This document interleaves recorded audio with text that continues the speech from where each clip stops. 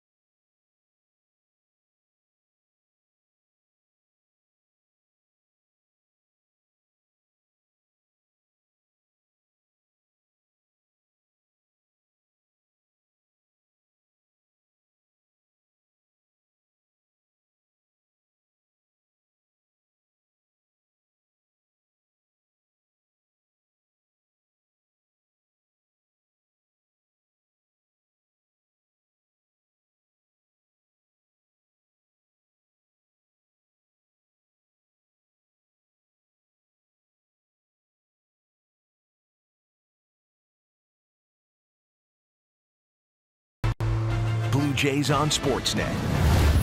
Presented by Honda. We've been fans since day one. Honda, official vehicle of the Toronto Blue Jays and proud fan since 1977.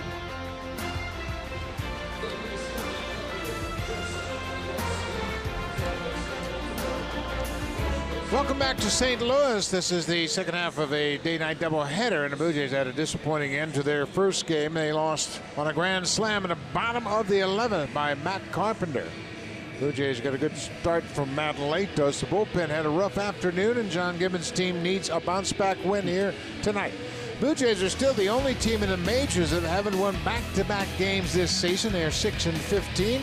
Time for the lineup now. Kevin Pillar, over his last 14 games, has done a great job hitting .328. 13 of those 14 games have been hitting in the leadoff spot. So he's really taken kindly to hitting first. Ryan Goins has had a big day. A two-run single in the sixth inning extended his hit streak to 5 straight games, 2 doubles, a home run, and 4 ribbies over that time. And they're going to take on the veteran right-hander, Adam Wainwright, for St. Louis. Fifth start of the season for Adam Wainwright, 259th of his career. This is his first home start since April the 4th. He ended a 3-start losing streak his last time out, allowed 2 runs on 6 hits and a season-high 9 strikeouts, all in just 5 innings of work against the Brewers. He's 1-3 with a .627 overall this season. That marked the 7th career time in a start that he had 9 or more strikeouts and no walks. And the first career start with 9 strikeouts in 5 or fewer innings. He had a great curveball that afternoon. Adam Wainwright's been a big part of this Cardinal organization for quite a while. He has been a 2-time Gold Glove winner, as well as leading the league in wins twice in his career. Kevin Pillar goes after the first pitch and fouls it out of play. We are underway. Beautiful evening here in St. Louis. Blue Jays lost 8-4 in the opener. Adam Wainwright, a little bit different than what we saw a few years ago. The veteran's been around, like we said, but he doesn't throw as hard as he used to. He's got a lot of experience, and he's going to have to hit his spots and change speeds against the Blue Jays to be successful. Wainwright is 6'7". He was originally drafted by the Atlanta Braves. Another one of those great Brave draft picks. He came to St. Louis in a big trade. He came early in his career to St. Louis with Ray King and Jason Marquis for J.D. Drew and Eli Marrero. Pretty big deal. Ray King became a very important part of the left-handed bullpen. Jason Marquis was a very good starter and really blossomed here under Dave Duncan, the pitching coach. But I've got to say that I think the Cardinals got the best out of that. Remember, it was Adam Wainwright who was on the mound when they won a World Championship, closing. That was in 2006 against the Tigers. He ended up getting a save. Curveball pulled to the left side. Carpenter, a natural third baseman, throws him out, one away. Let's take a look at the Cardinals defensively. In the outfit, it's Grichuk, Fowler, and Piscotty. Grichuk didn't even start game one and had a couple of big hits for them. On the infield, Carpenter and Garcia on the left side, Wong and Matt Adams on the right side, and Eric Fryer makes his fourth start of the season. He does the catching for Adam Wainwright. Cardinals continue to kick it around in the first game. 2 more errors, so Matt Carpenter's going to go over and play third base. This is his first start at third base this season. He played 45 games at first last year, 40 at second, and 54 at third base, so he can play all over the place. Game 2, he's at third base. Chris Coghlan rips it into right field for a base hit. Coghlan familiar with Adam Wainwright. He is now 7 for 22 against the Cardinals righty. And he's one of the guys we featured at the top of the show tonight about guys taking over for the established players Tulowitzki and Donaldson and doing something to help the ball club win. He made a great play to turn a tough double play in game number 1. Starts off game number 2 with a solid single into right field. So with Coghlan at first, Carrera is batting third in this Blue Jay lineup. Remember, no Bautista, as Jose had a good game but gets the start of the second game off.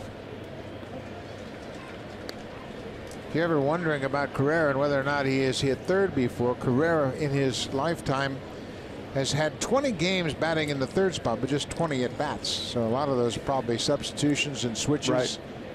Right, but he's been swinging a nice little bat. John Gibbons was talking about that before the ball game today. Saying he's starting to get some big hits, starting to go the other way, starting to do his thing that he has done in the past. So I got to play him every day. He's got a 6-game hit streak. He singled in the 9th inning off Jonathan Broxton to start that inning. 1-1.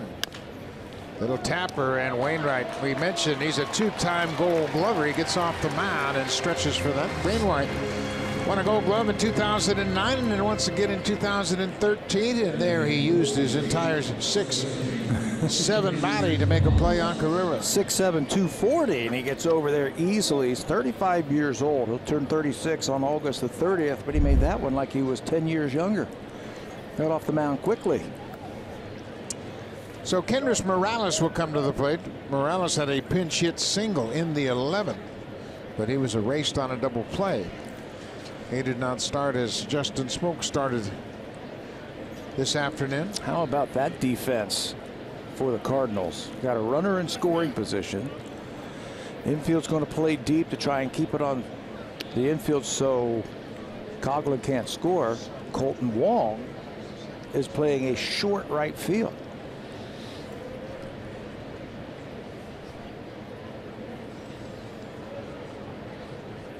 The outfielders, right, and the second baseman are really kind of looking into the sun. Kind of a challenging time of the game for them. You see Colton Wong in shallow right, and then behind him Stephen Piscotty. They both are looking right directly into that sun. 2 balls and no strikes to Kendrys Morales.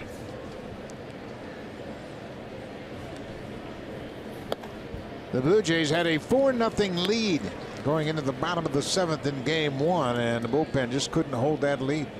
Matt Latos left the game, allowing just 3 hits over 6 innings. And he did a terrific job. Used just 89 pitches to throw those 6 innings. Blue Jays scored the first 4. Cardinals scored the last 4. One swing of the bat.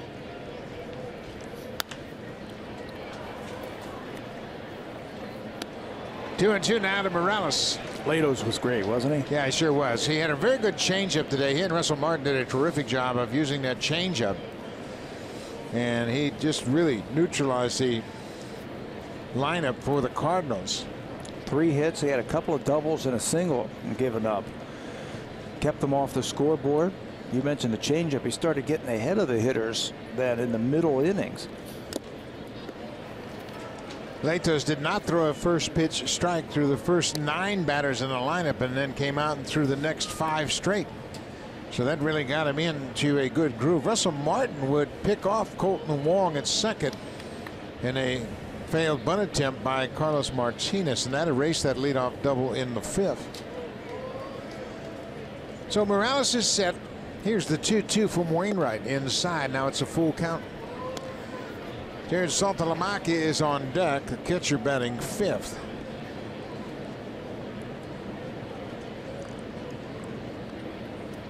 We mentioned earlier the Blue Jays are the only team without a win streak. They haven't won back-to-back games this season. Swinging a drive to center, but right to the center fielder, Dexter Fowler. The Blue Jays get a base hit. They strand a runner. Casey Lawrence will take them out here in St. Louis.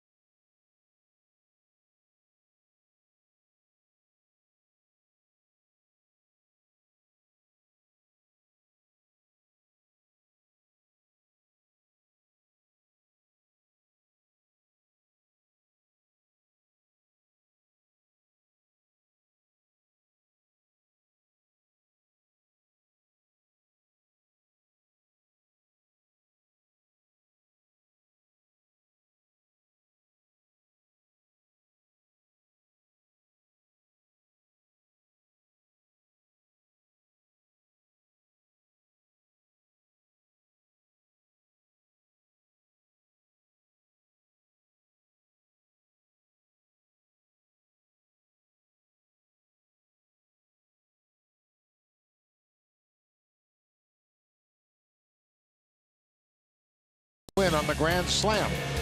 So let's take a look at his lineup. They are still a game under 500. Dexter Fowler, Greg Garcia gets the start, and then Matt Carpenter in this series, he's 2 for 5. And we mentioned he did not play in the first game because of a suspension, but that grand slam was the difference in the ball game. How about Randall Grichuk? He came off the bench and he got 2 big hits for the Cardinals late in the game, and he was one of the 2 batters that was given an intentional walk in the 11th inning. That's to set up the grand slam home run that they won by. So they will face Casey Lawrence in the nightcap. He was signed as a non-drafted free agent in 2010 out of Albright College in Pennsylvania. That's a Division III school. He's making his 2nd career major league start tonight. His first major league start was in Los Angeles against the Angels, and he really made just 1 mistake. That was the grand slam home run to Andrelton Simmons. Other than that, he pitched perfect baseball. Just he hit his spots and he changed speeds and really had the Angels eating out of his hand. Misses with that first pitch to Dexter Fowler. Fowler lines it to left field. That's going to get down in front of Steve Pearce for a base hit. Leadoff single for Dexter Fowler. Blue Jays defense sets up a little differently in game 2. Pearce is in left field. Pilar's back in center, and Carrera starts in right in place of Jose Bautista. Chris Coghlan made a terrific play in game 1. Goins and Barney up the middle. Morales starts for the second time in this 3-game series, and Jared Saltalamacchia back behind the plate for Casey Lawrence. Jose Bautista had started every game but 2 of them, and the other guy who has played out there, it's Ezequiel Carrera. He will play right field in game number 2, his second start out there. Garcia pulls it through the right side, and Carrera is going to come up throwing. Here's the throw to third, and it's not in time. The Cardinals go first to third on the base hit by Garcia, who jumped on the first pitch. Well, just like in that 11th inning, they're coming out swinging. They got a leadoff triple, a couple of walks, and then a grand slam. 2 pitches in. There's runners on first and third and nobody out. Dexter Fowler's going to test the arm of Zeke Carrera. Makes it easily.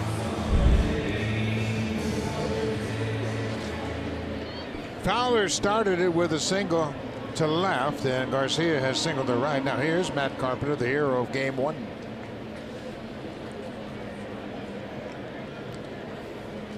.250 on the season. He doubled his RBI total with a 5 RBI game in game 1. Had an RBI single and a grand slam. If you were with us for that 11th inning and you got a chance to watch his at-bat, it was textbook. You could just tell he was facing J.P. Howell, and he was just sitting on a breaking ball. He was just waiting for one over the plate. He took a couple of fastballs right down the middle. So that told me that he was ready to hit a breaking ball. He got a 3-2 curveball, and he hit it over that bullpen in right field. 2-0 count to Matt Carpenter. Carpenter's now 31 years old. He's originally drafted by the Cardinals, but as the Cardinals have done over the years, they do a good job of drafting lower round players that turn into major league regular players. Yeah, they don't have the big names, or they don't throw up the giant stats, but they know how to play the game of baseball. There's a strike. It's 2-1. Casey was good in that last start that we were talking about. Made that one mistake, the grand slam to Andrelton Simmons, but then he was scoreless baseball over the final 3 2/3 innings against the Angels. A lot of ground balls and a lot of weak contact. Mixed up his pitches. Had a good slider and a good sinker. His catcher that night was Jared Saltalamacchia. Yeah, Casey pitched 6 1/3 in that outing and had 4 strikeouts. Obviously, with the bullpen being used heavily in the first game, I'd love to see Lawrence pitch deep into this game.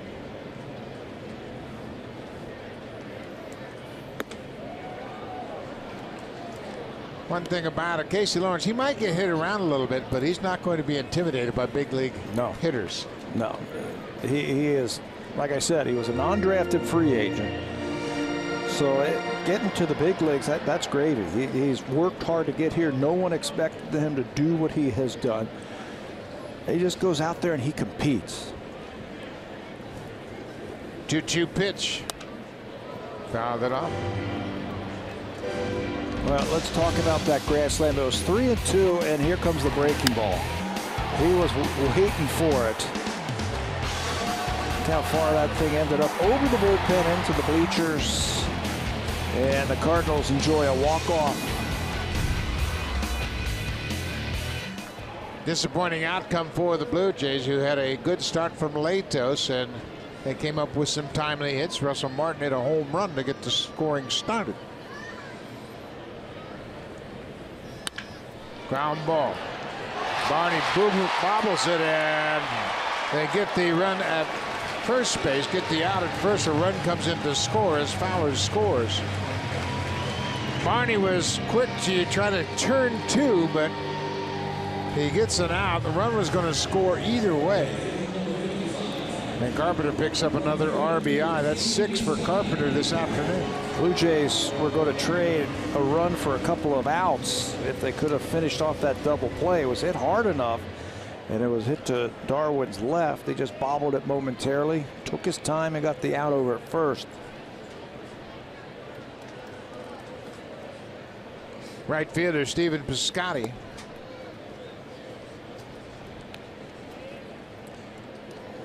Piscotty was lifted for the pitcher. He got a couple of his bats, official at bats. He was 0 for 2 and he walked. Piscotty is the Cardinal hitter that hit that hot shot to Coghlan, who got Matt Latos out of a tough spot in the 6th. Coghlan made a nice backhanded stab and started the 5-4-3 double play that ended the inning. If the bullpen could have held it, I thought that was the play of the day right there. Who knows what could have happened if he doesn't make that play. There goes the runner to third. Here's the throw from Saltalamacchia. It bounced, and because it bounced, Coghlan had to take the bounce and the glove away from the bag, and that allowed Garcia to steal third base. I was watching Garcia at second base, and Casey Lawrence was giving him one look and one look, so he was just timing him up, and then as soon as he turned around, there he goes. You're going to have to give him a couple of different looks out there at second base. He is now 2 for 2 in stolen bases. But if that is a throw on the fly, catches it on the bag and puts the tag, he has to raise the glove up to catch the shortstop, and by the time he gets it back down, it's too late.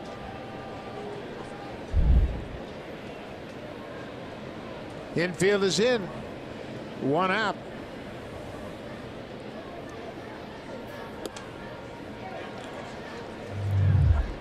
On that super slow, does he get him on the head, the helmet? You know, that's the super slow that we were just seeing, and there he tags him right there, and he's not on the base. Yeah, he sure was. Out.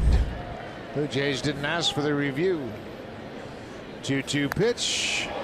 Deep fly ball. Pilar calls for it.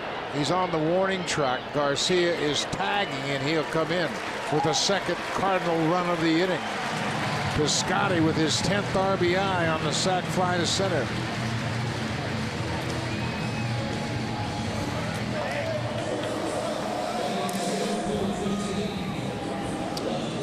So St. Louis takes a 2-0 lead. First 2 batters with base hits. They both come in to score.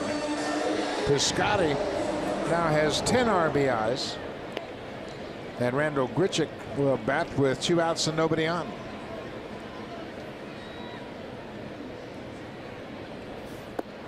Grichuk did not start the game. He entered the game in the 7th inning, part of a double switch.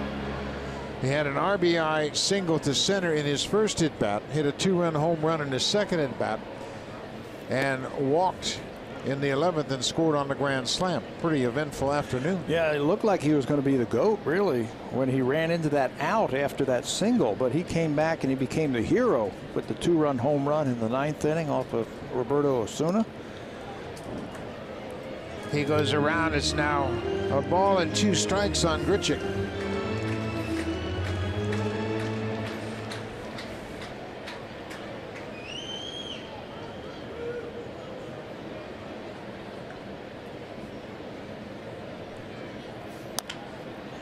Ground ball to third. Fair ball. Coghlan quickly, but it's a wide throw, and Grichuk will reach. It'll be an infield hit for Randall Grichuk.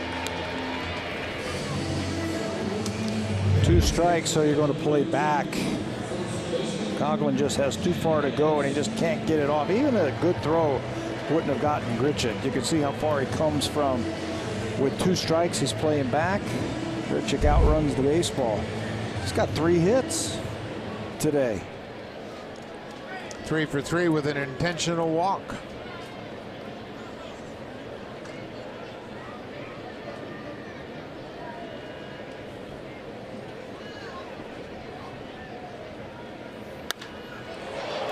Matt Adams goes after the first pitch. That's a fair ball. Grichuk is headed around third. He's being waved home, and he comes in on the Matt Adams RBI double. 3-0 St. Louis.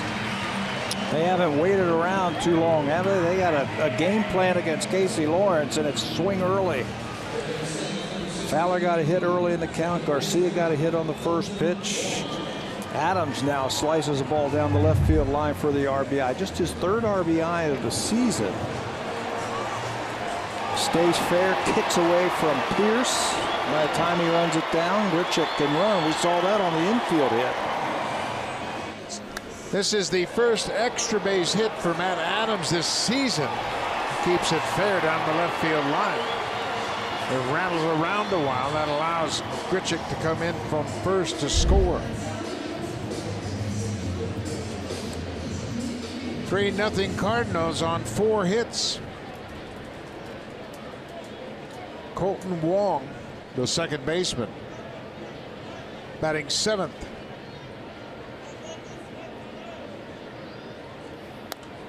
Wong got the leadoff triple of Ryan Tepera in the 11th, which set up the entire inning.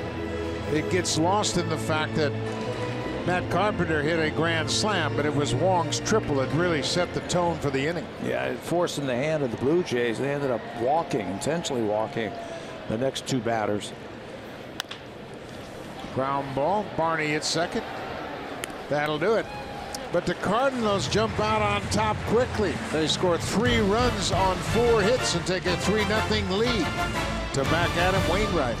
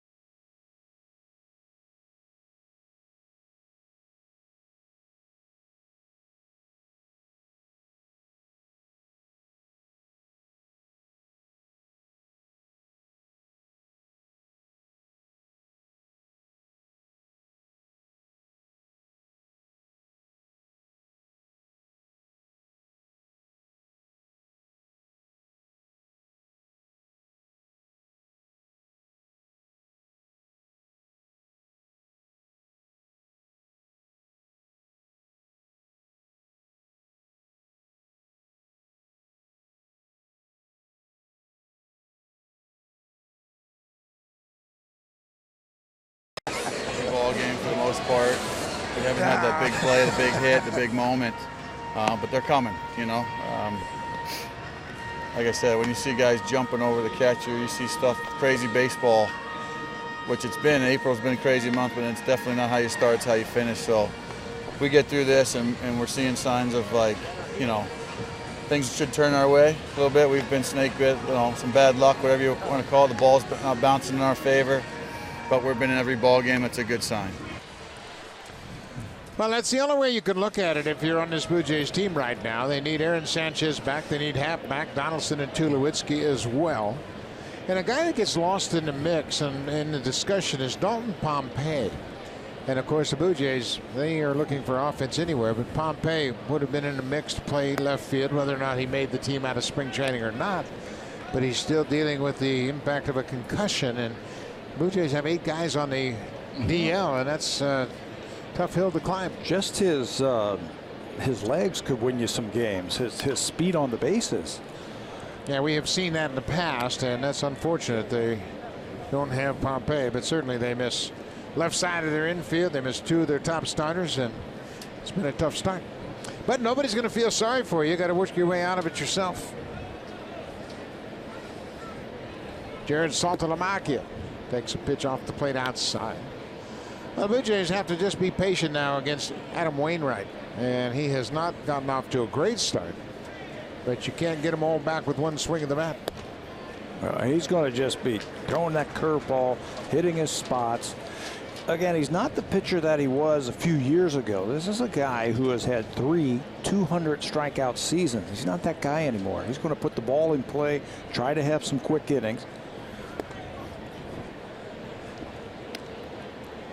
His stuff might not be as good as it was, let's say, 5, 6, 7 years ago, but he's smart, he's experienced, he knows how to pitch, and he can try and find weaknesses and exploit them. Well, that doesn't hurt. Leadoff walk here in the second. Wainwright's always had a great arm, and he's always thrown that knee-buckling curveball, but he's not quite as overpowering as he once was. Let's take a look at what he will feature. He'll cut the ball now 25% of the time. Fastball, that's going down because he doesn't throw as hard as he used to. And he still has that great curveball that he can mix in every now and then. The opponent's average in slugging versus his fastball this season was low. It has gone up, and it's starting to go down again. Steve Pearce, the left fielder.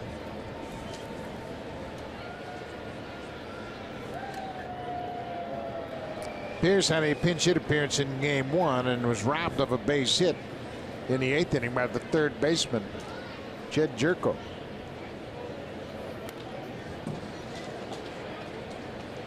Pearce has a couple of hits against Adam Wainwright. Starting to hit the ball a little bit more solid. He was the guy who hit the ground ball to the shortstop on Tuesday night that he threw away, helped Blue Jays win. And you were right, he was absolutely robbed on that pitch hitting appearance in game 1. Smoked that ball to the third baseman. There's a base hit to center field. Saltalamacchi will check in at second. Now Blue Jays get something going here in the top half of the second, a walk and a single. Maybe that's how it's going to be in game 2. Steve Pearce levels things off and gets himself a base hit. That's a good sight to see right there. He'd been struggling. You made a point of his adjustments with the bat, where he's holding it and the angle of the bat. Maybe that's something that's going to help him get going. Ryan Goins had a good game in game 1. He had a 2-run single in the 6th and stretched his hit streak to 5 straight.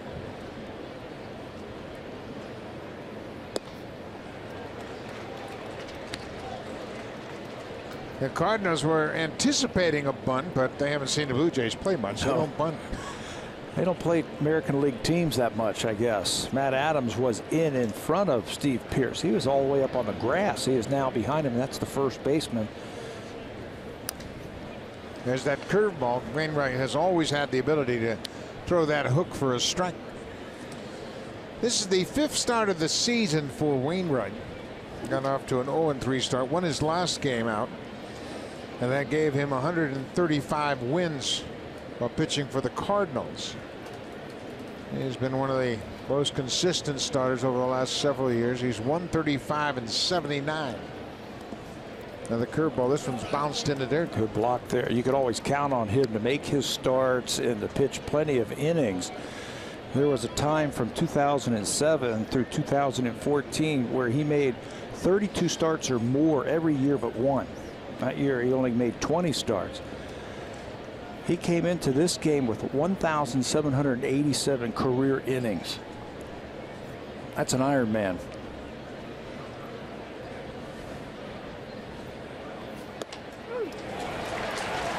Well, strike 3. The fastball catches the inside corner. Goins is the first strikeout victim for Wainwright this evening. Looked like he might have cut that ball just a little bit. Ryan thought it was going to cut off of the plate.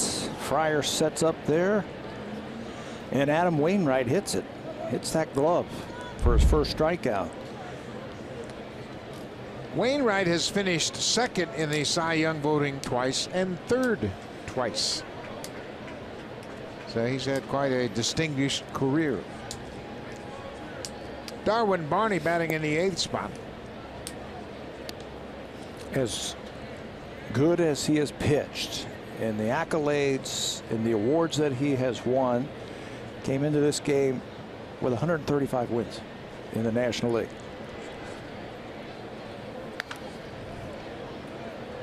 How do you win 300 games in the major leagues?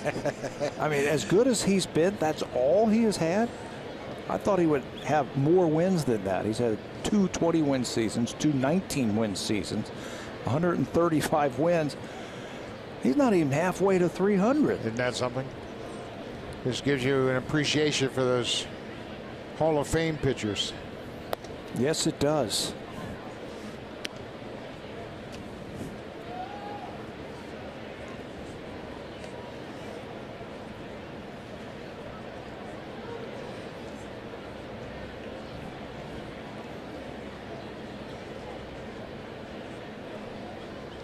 Tom Glavine was the 300 game winner. Randy Johnson was the most recent, as he had 300. And that one's past Matt Adams into right field. They're going to stop Saltalamacchia. He got a little bit too quick that time, Matt Adams, instead of just getting the out, knowing that the pitcher is on deck. Tried to get a little bit too quick. We talked about it now for 2 games. Their defense has really let them down. They made 2 more errors in game 1. They're last in the National League in fielding percentage. That's a play where they've got to get 1 out, at least 1 out. Ball is hit hard, but he's playing behind the runner. Plays it off to the side like he was going to try to get the runner out at second base and then come back to first base. But you got to get at least 1 there. Casey Lawrence getting his first big league at bat. It's a base hit for Barney. 2 hits in the inning.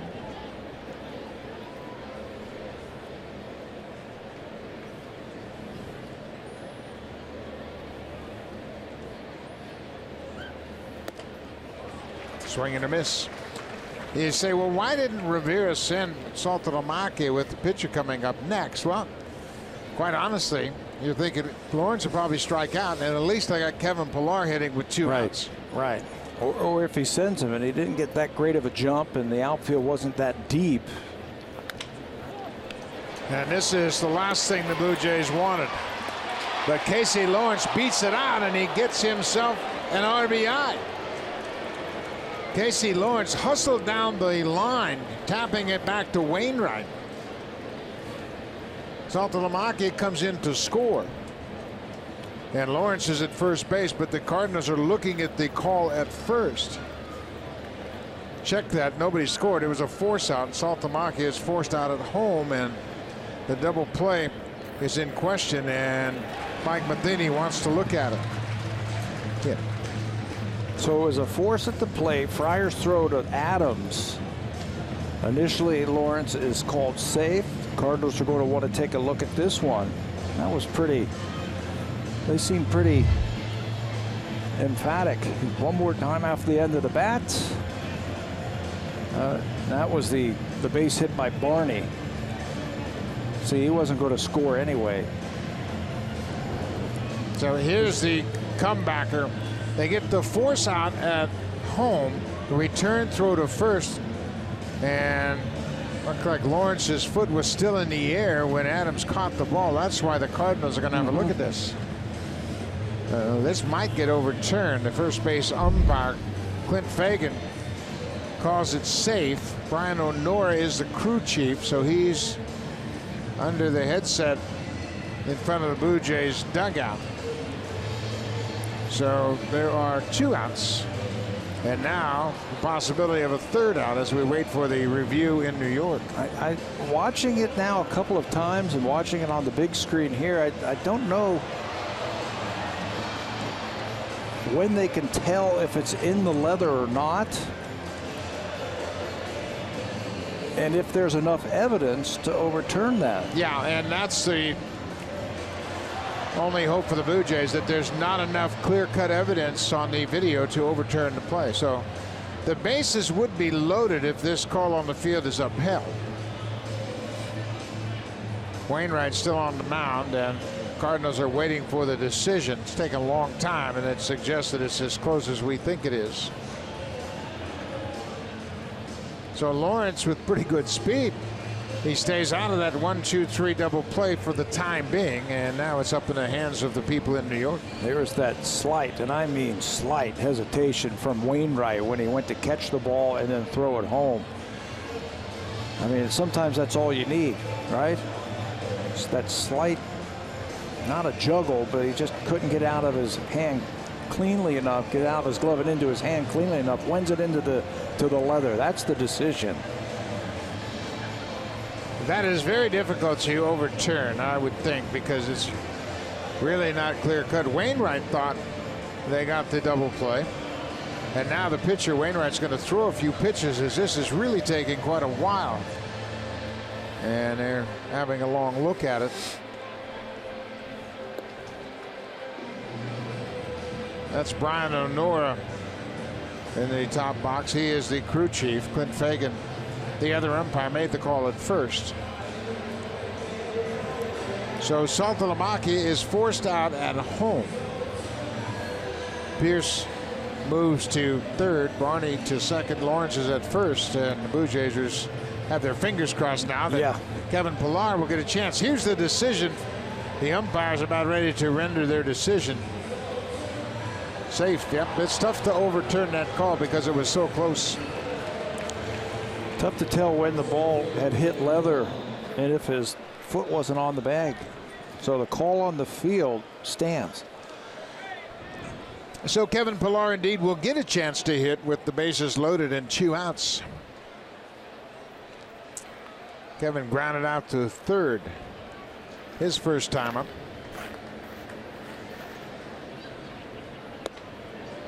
How about Casey Lawrence getting down the line? Yeah, he did. He hustled down the line. Prospects of a 1-2-3 double play to end the inning. 3-0 Cardinals.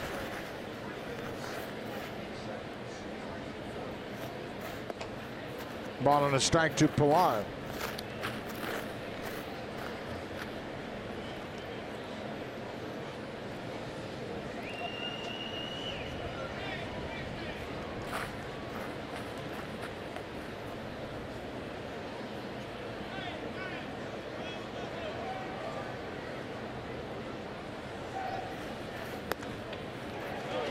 Well, that's a low strike.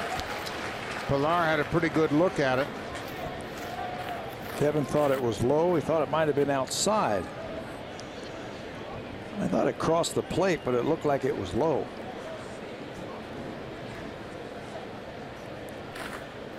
He's always got that breaking ball in the back of his pocket, doesn't he?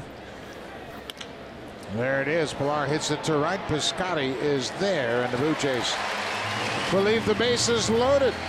They get a walk, a couple of singles, but Adam Wainwright pitches out of it.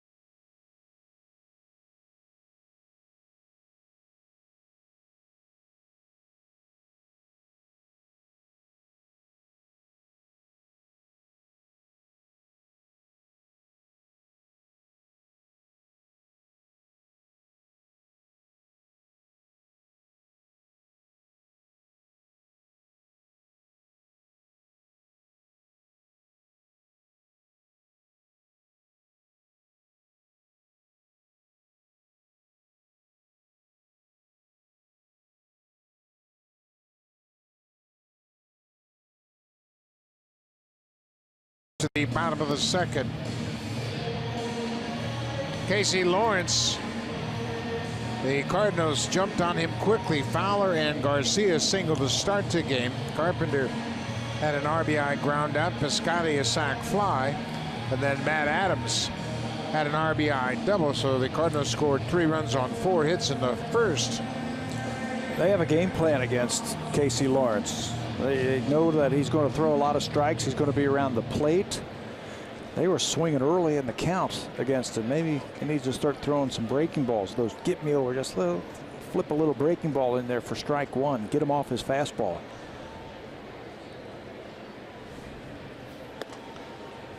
First pitch fastball. This is Eric Fryer, the catcher, making his 4th start of the season.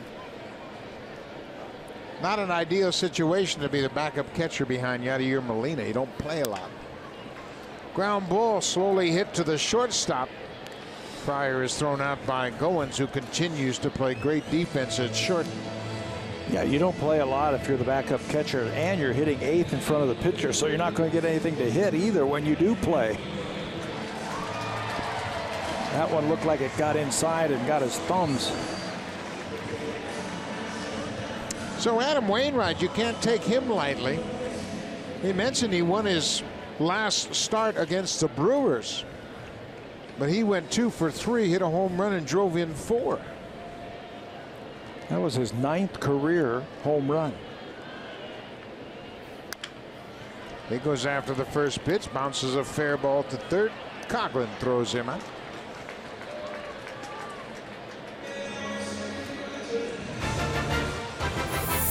The cars change, the fandom doesn't. Honda, official vehicle of the Toronto Blue Jays and proud fan since 1977.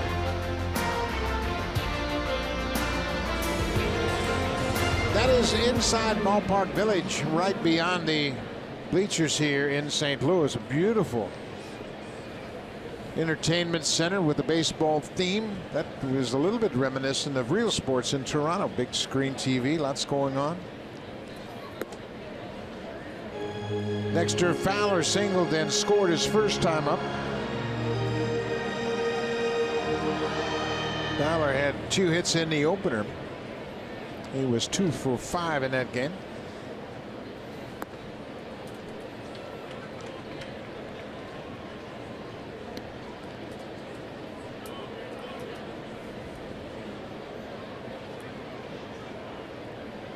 Fowler with that base hit has gotten up over 200 for the season.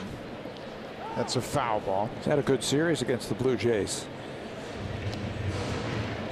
He's played flawless ball in the outfield, and he's been a spark at the top of that lineup. 2 hits in the game Tuesday night. Had a leadoff double in that game and scored in the first inning. Had an RBI single, the game tying single in the 9th. It was an infield single off of Roberto Osuna that tied it up.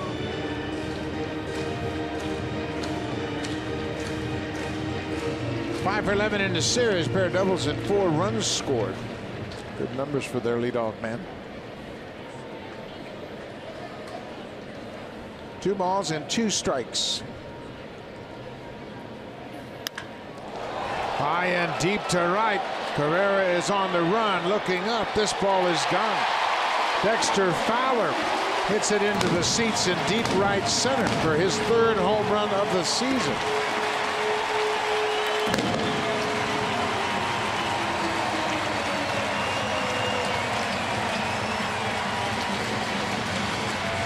Right now, he's locked in against Blue Jay pitching in this series. Another multi-hit game for Fowler. It was a breaking ball away. Saltalamacchia set up outside. They wanted to backdoor that, but when you throw a breaking ball like that away and you miss, it comes over the heart of the plate, and what it does is it speeds up the bat. So he catches it out front, and that's exactly what he did. Caught it out in front and hit it a long way to right center. Greg Garcia, the shortstop, single to right his first time up.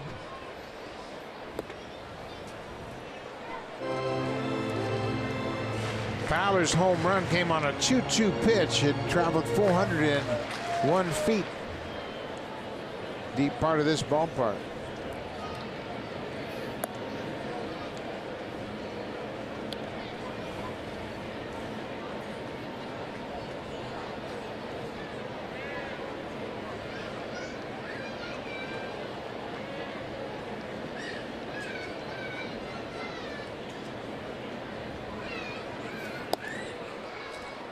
Strike on the corner. It's now 3-1.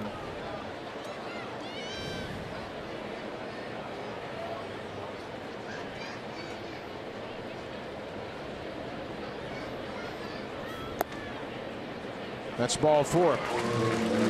A 2-out walk. Let's check in with Jamie Campbell.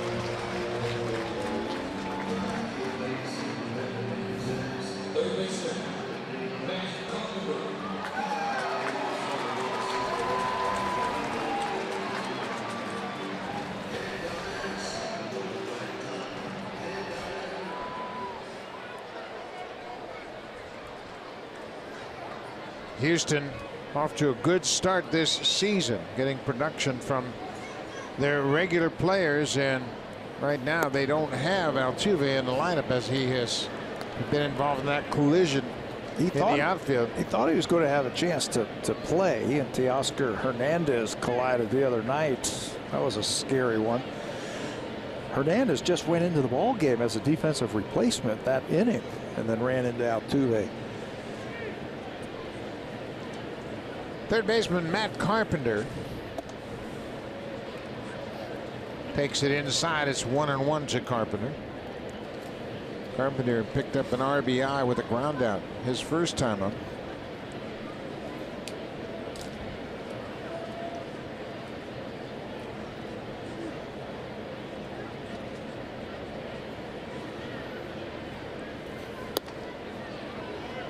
Boy, they're not biting on that changeup, are they? The lefties, they're seeing it out of his hand early.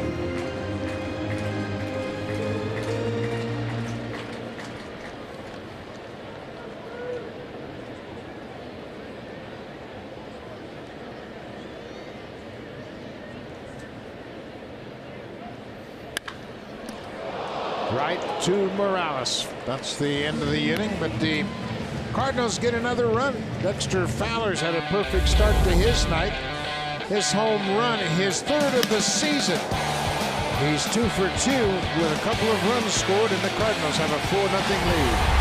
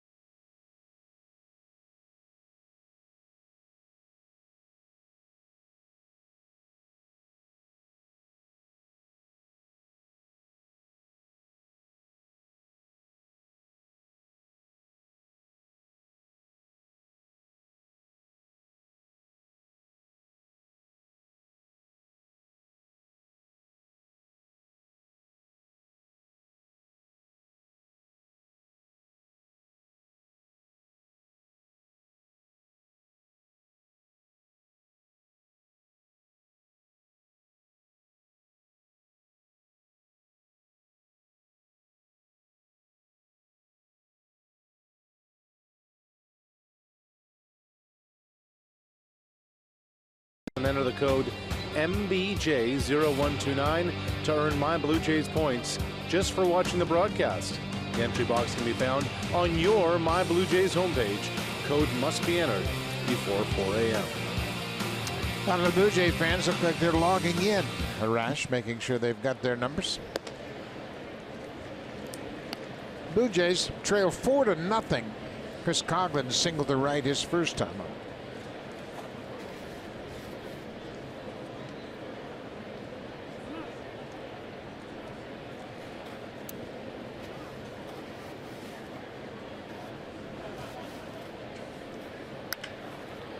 Breaking ball out over the plate, lifted to left.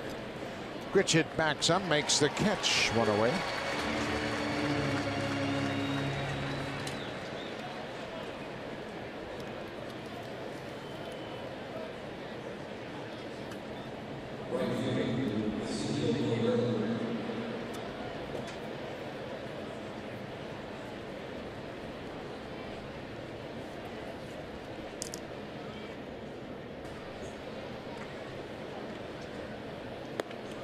You mentioned the 300 win plateau, and now Wainwright has 135 wins. Randy Johnson has 303 career wins, and he pitched 22 seasons. Tom Glavine 305. They're the last two that have reached that 300 win plateau. And you look at the active win leaders: Bartolo Colon 234, CC Sabathia 225. It's a long way from 300. Can pitchers get to 300 wins anymore? No, I don't think so. I don't make either. enough starts. They don't make enough starts. They don't pitch long enough into the ball game. There are a lot of times, and I bet you Adam Wainwright can attest to this, that they're into the 6th inning, they're up around 100 pitches, and it's a tie game, and they keep pitching, and his team comes back, takes the lead, and he ends up winning the ball game. Nowadays, they just don't let them get through there the 3 times through the lineup, or there's a set number of pitches that they have to come out of the ball game. When they reach that spot, they just don't pitch deep enough in the games to get decisions. Adam Wainwright reached 200 innings 5 times in his career and pitched a career high 241 2/3 in 2013. Boy, that's a good piece of hitting by Carrera. They were shaded in the outfield in that direction, so he'll end up with a single. But Carpenter was well off the line at third, and he just slapped it past him into left field for a base hit. That's why John Gibbons says, I got to play this guy. He's hot right now. That gets his hit streak up to 7 games. They bunch him in the middle. They play him pull on the right side. But they continue to pitch him away, and he just slaps it the other way. That's how you beat the defense.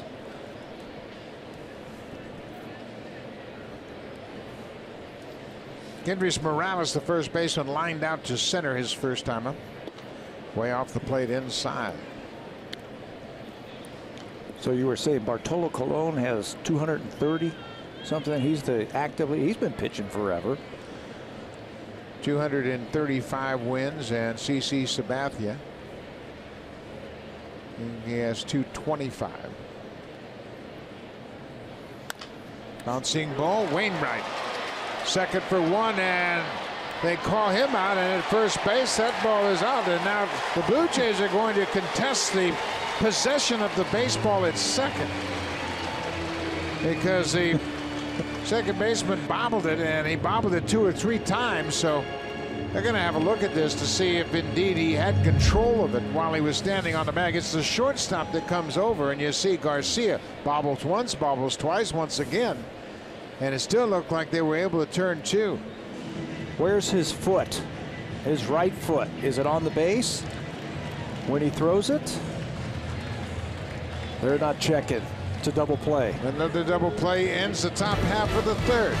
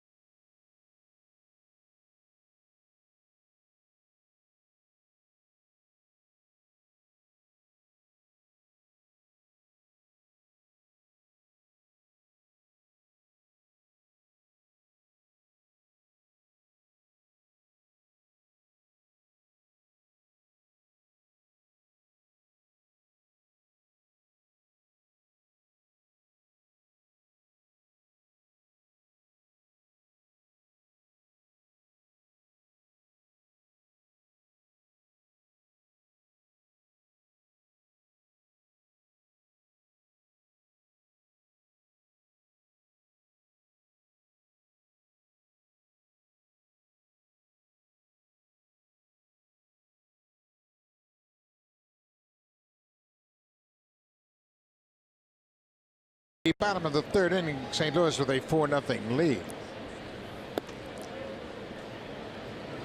Piscotty, Grichuk, and Adams for St. Louis. In the first inning, Piscotty had a sacrifice fly. Pulls that changeup foul.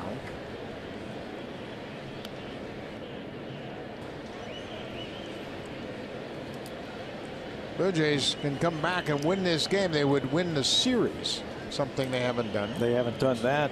This is like game one. The Blue Jays were up 4-0 in that game. And the Cardinals came back. Maybe the Blue Jays can turn the trick on them here in game two.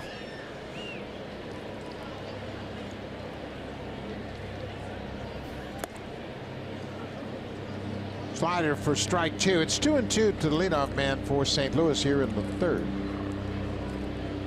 We spoke to Casey Lawrence this morning and talked about that one pitch he threw to Henderson Simmons. He said, I was trying to run that sinker down and in and left it out over the plate. He said, I kind of figured he'd be looking for something early in that at bat. And I just threw him too good a pitch. And one swing of the bat changed the entire outcome for Casey Lawrence and the Jays. But other than that, he battled him. Scoreless ball for the last 3 2/3 inning. Now he loses Piscotty to open the third.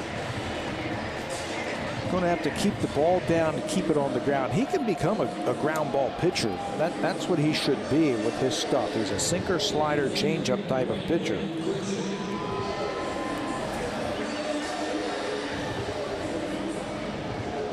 There is Orlando Grichuk.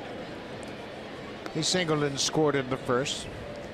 Grichuk is just 25 years old, and it's really interesting his path. He was a former #1 pick of the Angels. And he goes after the first pitch. He came to the Cardinals with Peter Borges for David Freese and Fernando Salas. That was in November of 2013. What's his claim to fame with the Angels? He was picked ahead of Mike Trout. They had 2 first-round draft picks that year. Grichuk was picked, and then Trout was picked. There goes the runner. The throw is low at second. Barney may have gotten spiked.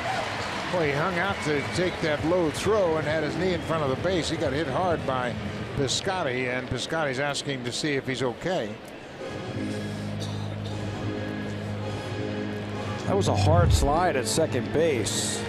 They have picked something up on Casey Lawrence, and they're going to steal against him. Takes off. Yeah, right into the knee. That hard slide right into Darwin's knee as he's bending down to take the throw, and he got clipped. Yeah, he was hanging in there to take that low throw and couldn't move.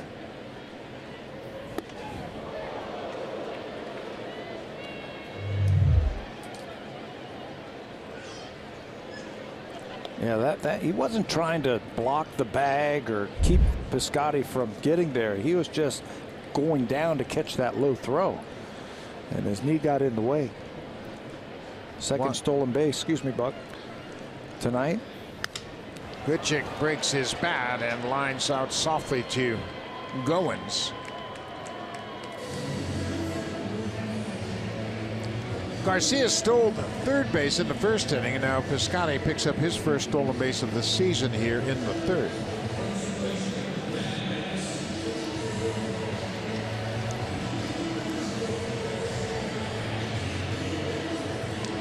Matt Adams had an RBI double his first time up. His first extra base hit of the season. Right down the left field line into the corner. Sliced the ball down the left field line. I was watching Steve Pearson after that last out, and he is shading him now towards the left field line.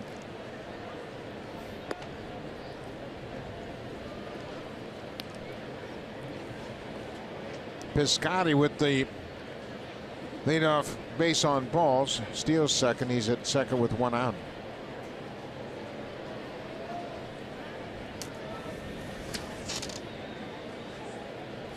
There goes the runner, and it's a base hit to left field. That's going to be another run. Matt Adams drives in Piscotty. Piscotty, just like Garcia, got a walking lead from second, and the Cardinals are playing very aggressive baseball here early in this game. Well, they must have something on Casey Lawrence when they watched him. His times to the plate, or he doesn't vary. Looking towards home plate, Chris Coughlin is going to go over to cover third base, and wouldn't you know it, the ball goes right where he was standing. Into left field for another run. So it's 5-0 St. Louis.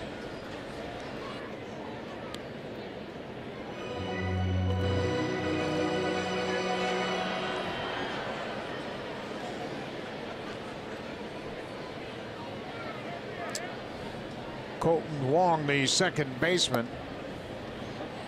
takes a strike.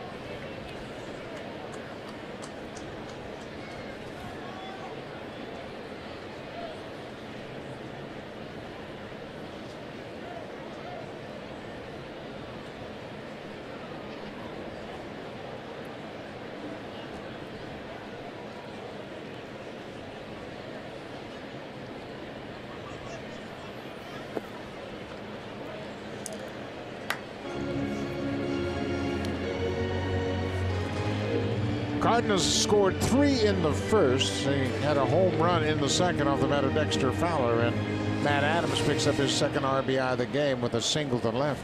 Leadoff walk in the third inning here. Stolen base. The changeup just hasn't worked for him yet. To left-handers, there's another one that just can't get it in the strike zone, and the Cardinals are not swinging at it. You know, like Matt Latos had 3 pitches in the first game and threw 6 shutout innings. And the nightcap here, he's got his fastball and his slider, but his changeup he hasn't been able to throw for a strike. Base hit up the middle. Pass Goins into center. And that's what happens when you don't have that third pitch. Batters know it. They know if they can't get that changeup over, they can lay for the fastball. And right now, that's what Colton Wong just did. He was waiting for the fastball, got it, bangs it right back through the middle.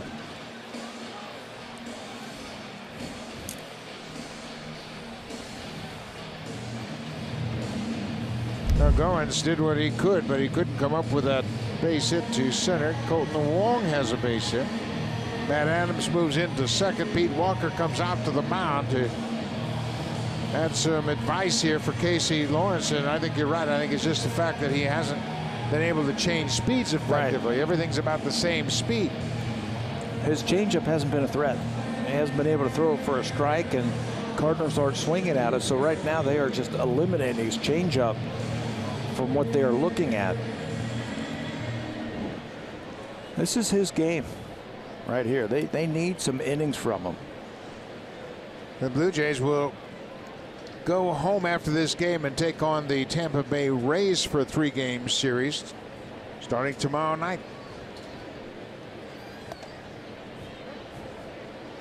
Marcus Stroman scheduled to open up the series against Blake Snell. Matt Andres against Francisco Liriano Saturday afternoon. Chris Archer for Tampa Bay on Sunday, and it's up in the air as to whether or not it's going to be Estrada or Sanchez for the Sunday game.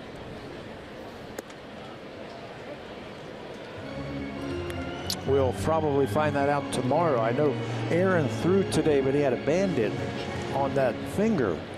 Supposed to throw a side session tomorrow without the bandage, and we'll see how that goes. And if all goes well, maybe Sunday.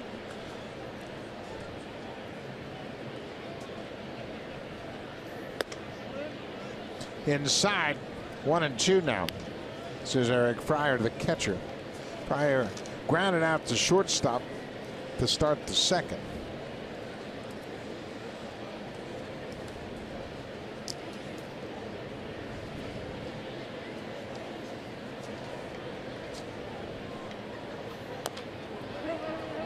Fouls that one off. You know, with Sanchez, everybody is really kind of leaning on his every word about his comeback, but I would be really cautious with him to make sure he's really 100% before you even send him back out there. I mean, after all, what's the rush? I'm with you. I'm with you. See, when it's 100%, give it another day or two. The last thing you want is for him to come back and then Line to Coughlin. They go to second, and that's a double play. Another base running mistake by the Cardinals. They have not had a very sound first 2 games of this series, and they run into a double play to end the third.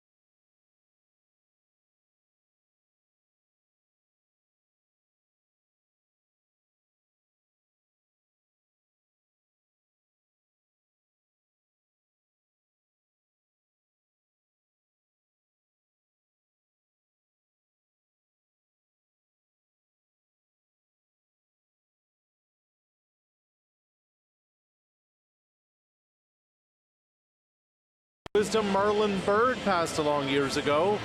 Try to get 25 hits in your first 100 at-bats, Bird told him.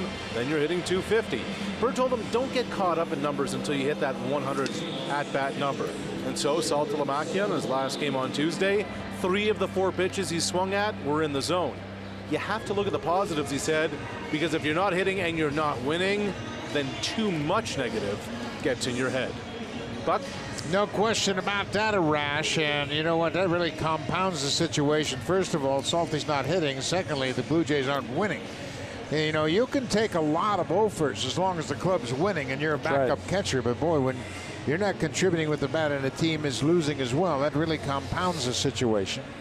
Believe me, I speak from experience. And you're with a new team, and you want to get off to a good start. You want to show them they made a wise decision in signing you, and you want to help them win a game any way you can. Saltalamacchia drew a walk in the second. And Rash talked about the number of at-bats. He has just 22 at-bats, 1 for 22. The walk that he took in the second, the first walk of the season.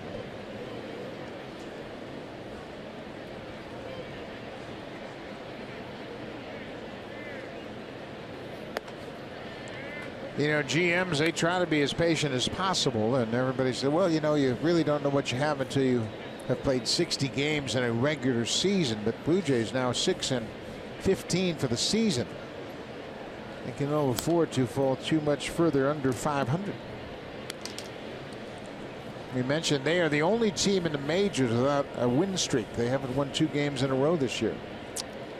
That's hard to believe with the pitching that they've possessed, especially their starting pitching. On the ground, Adams will shovel it to Wainwright, and Saltalamacchia is retired. But they don't hit at times when they get great pitching, and then when they do hit, the fielding or the bullpen, like we saw in game number 1, falters. They just haven't been able to put all phases of the game together just yet.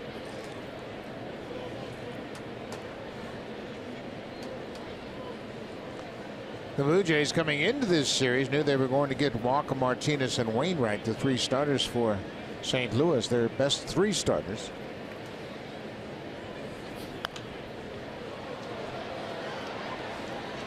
Walker gave up 2 runs on 5 hits over 6 innings, and they got to Martinez 3 runs on 5 hits over 6 innings. And Latos had the lead, but the bullpen couldn't hold it. Yeah, they won game 1 in this series in extra innings, had game 2 won, and that went to extra innings. That would have nailed down a series win. Yeah, for the Blue Jays. They haven't had one of those yet this year. But it's all gone now. But kudos to Latos as he gave them a good start in his second opportunity.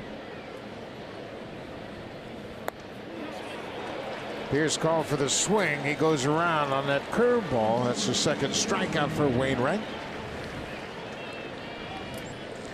We mentioned that Wainwright is now 35 years old. He missed an entire season due to injuries, but you look at his first 10 seasons in majors, he was one of the best in baseball. Absolutely one of the best, with an ERA under 3.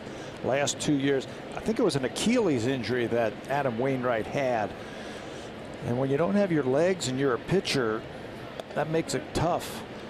When you watch him this year, he's got a lot of experience and he knows how to pitch and he finds weaknesses. You know what he can still do? He can still spin a baseball.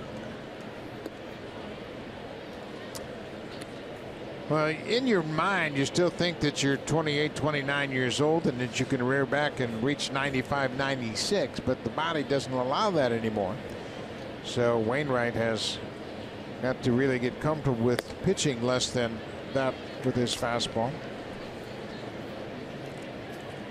He missed the entire 2011 season because of injury.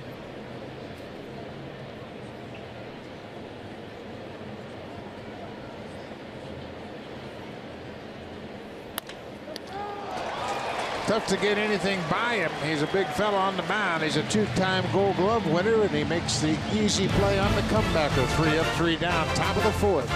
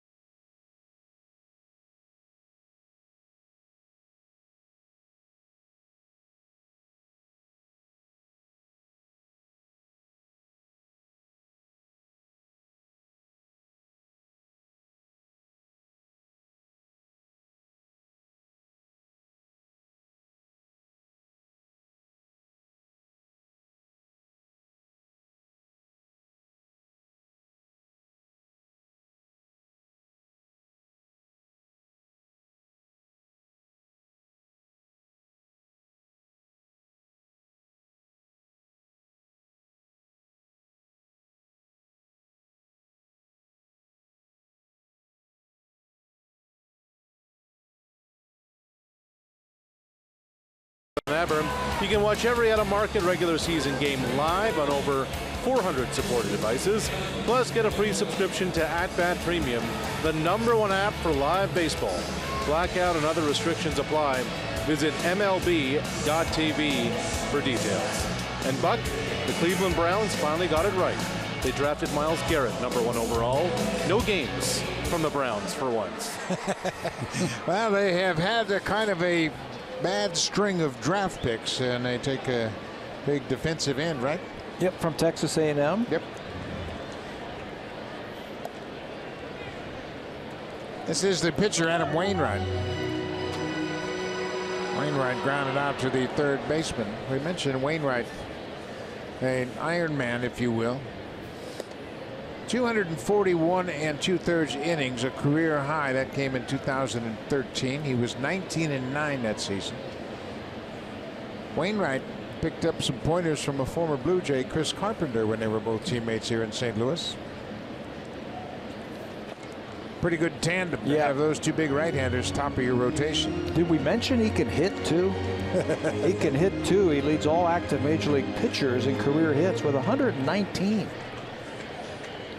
He's had 32 doubles, 61 RBIs. Hits this one sharply on the ground into center.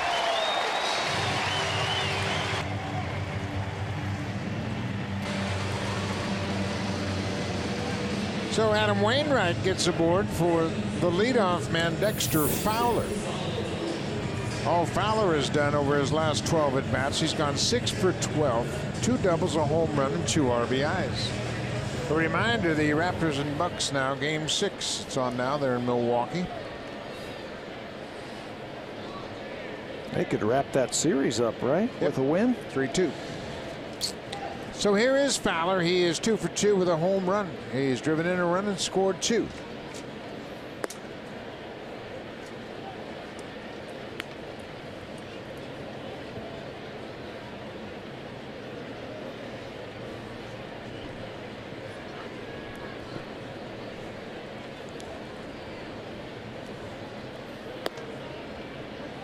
Oh, and 2.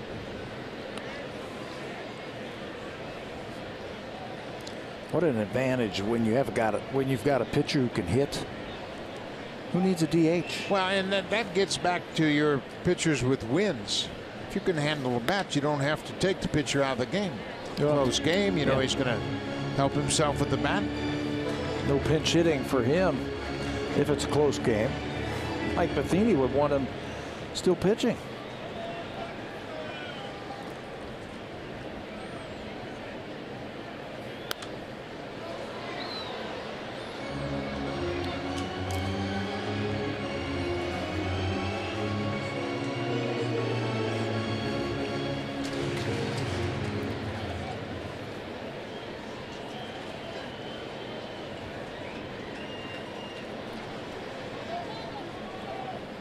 One and 2 to Dexter Fowler.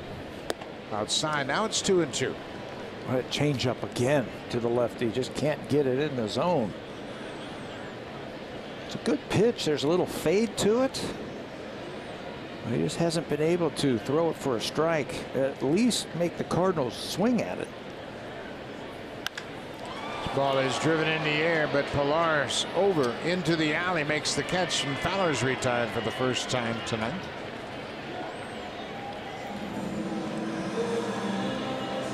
The Yankees are in Boston taking on the Red Sox. Chris Sale and Masahiro Tanaka. And Sale has given up a run tonight. An unearned run on 3 hits, and he's struck out 8 and hasn't walked a batter. You sound shocked that he gave up a run. Well, it's an unearned run. He had nothing to do with it. But the 8 strikeouts again and no walks. Boy, he's off to a terrific start. Matt Holliday, the DH, has the RBI. It's a 1-0 game as they play in the bottom of the 6th at Fenway. That was a 10-pitch at bat by Matt Holliday, ending in a sacrifice fly. Chris Sale's shutout streak, 15 consecutive innings, snapped by the Yanks in that inning. He's matched up with Tanaka, right? Yeah. They both have allowed just 3 hits.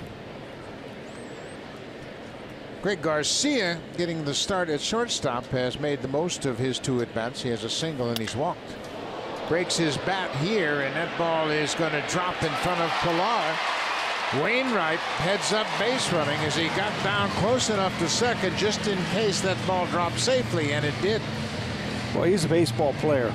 He knows that if Pilar is going to make this catch, he's going to have to leave his feet. So he can get out there a little bit further than he normally would.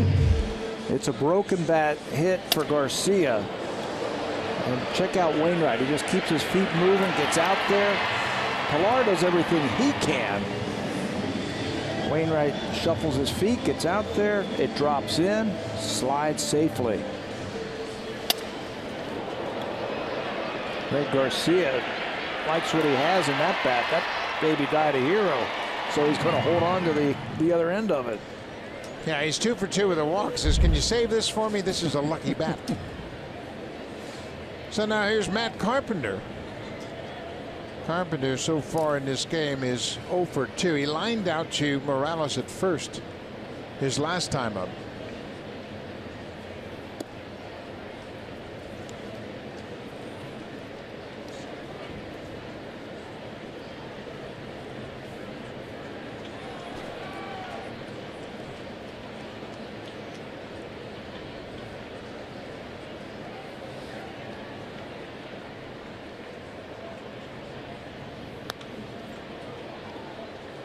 Carpenter's had a good day at the plate. He was right on that pitch.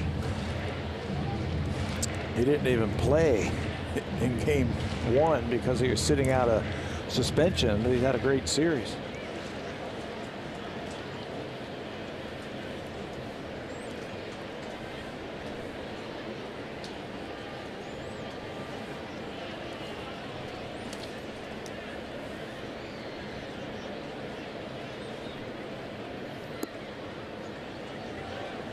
I had mentioned earlier in this series that Matt Carpenter has the highest active batting average in interleague play. 337 coming in. It has dropped to 335, but he is still the active leader at 335 among players in interleague play. He's got 6 RBIs today. He started the day with 5 for the season. Of course, it helps when you hit a grand slam. Well, the Blue Jays just got to dig their heels in and see how they can come around and turn this thing around. It's bottom of the 4th inning. They're down 5-0. Get out of this inning and see if you can't get something going. Carpenter will walk. That's the 3rd walk issued by Casey Lawrence, and that will load the bases.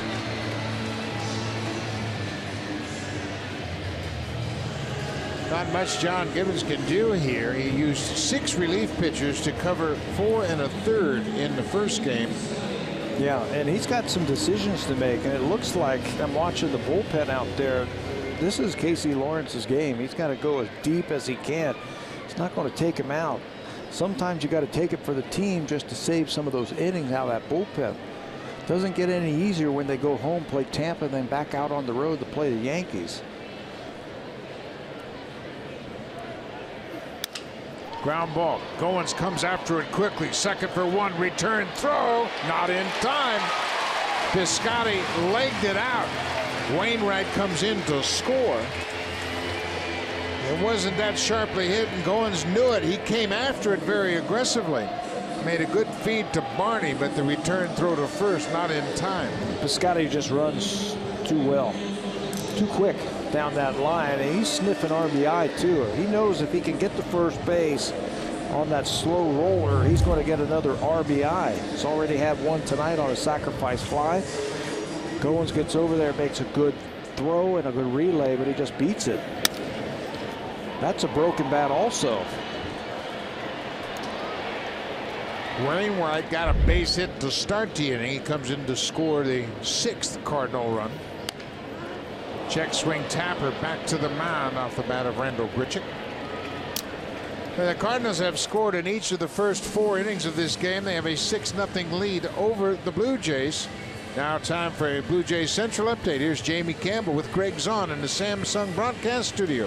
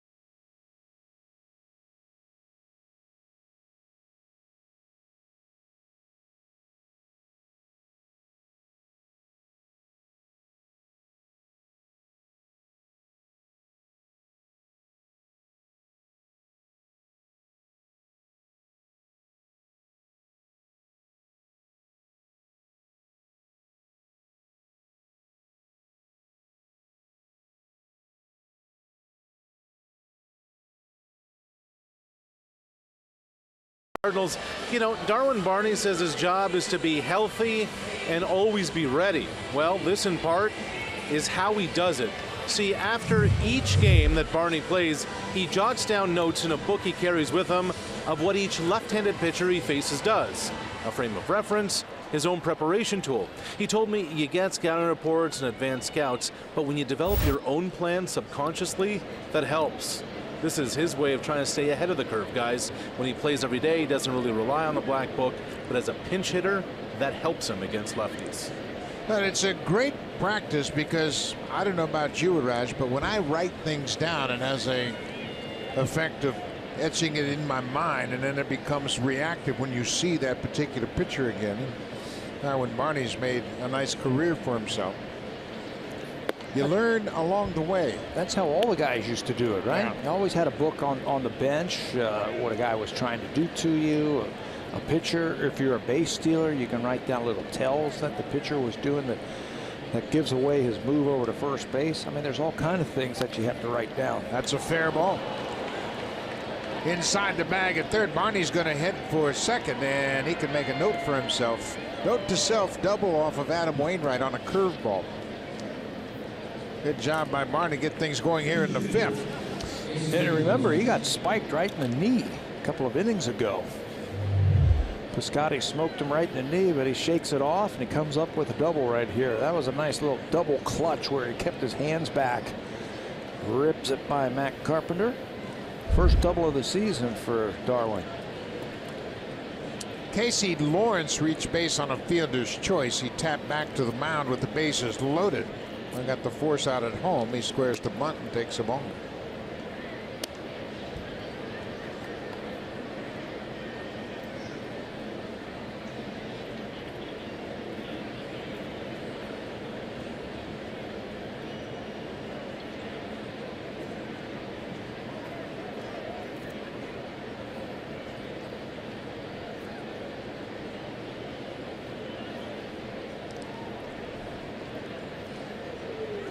Adam Wainwright couldn't see the fingers of the catcher, so Fryer reached over and got some chalk off the batter's box line.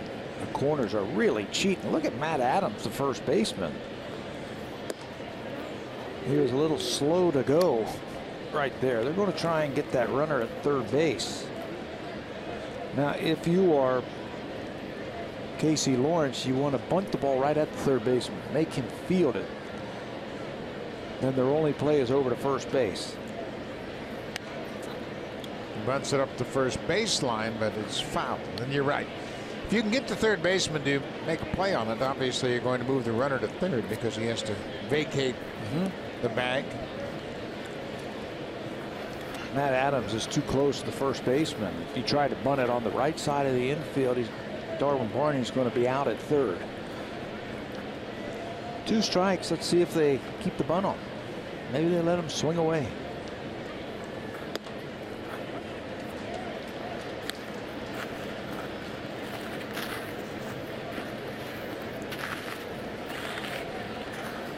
So now it is 1-2, and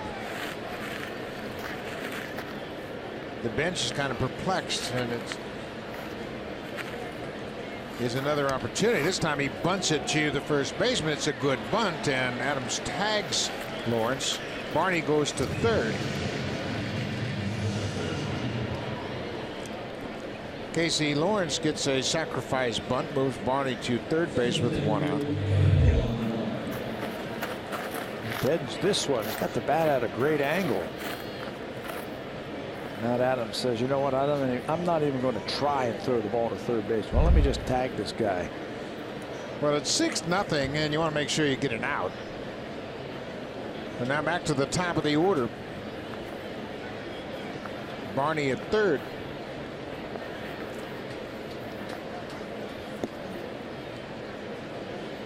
Wainwright missed all the way across the plate up and in for ball 1.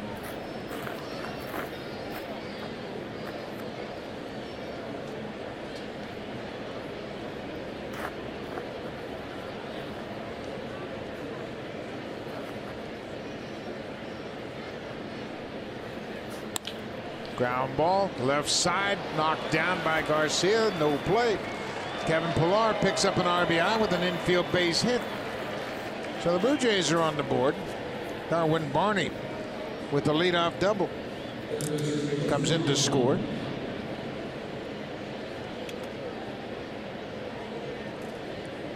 RBI number 7 on the season for Pillar. Keep battling. That might get his average up over 300 with that infield hit off the glove of Garcia. Barney can trot home. So Pillar's 1 for 3 in the game. In fact, he is right at 300 on the nose. Chris Coughlin 1 for 2. Blue Jays have 6 hits.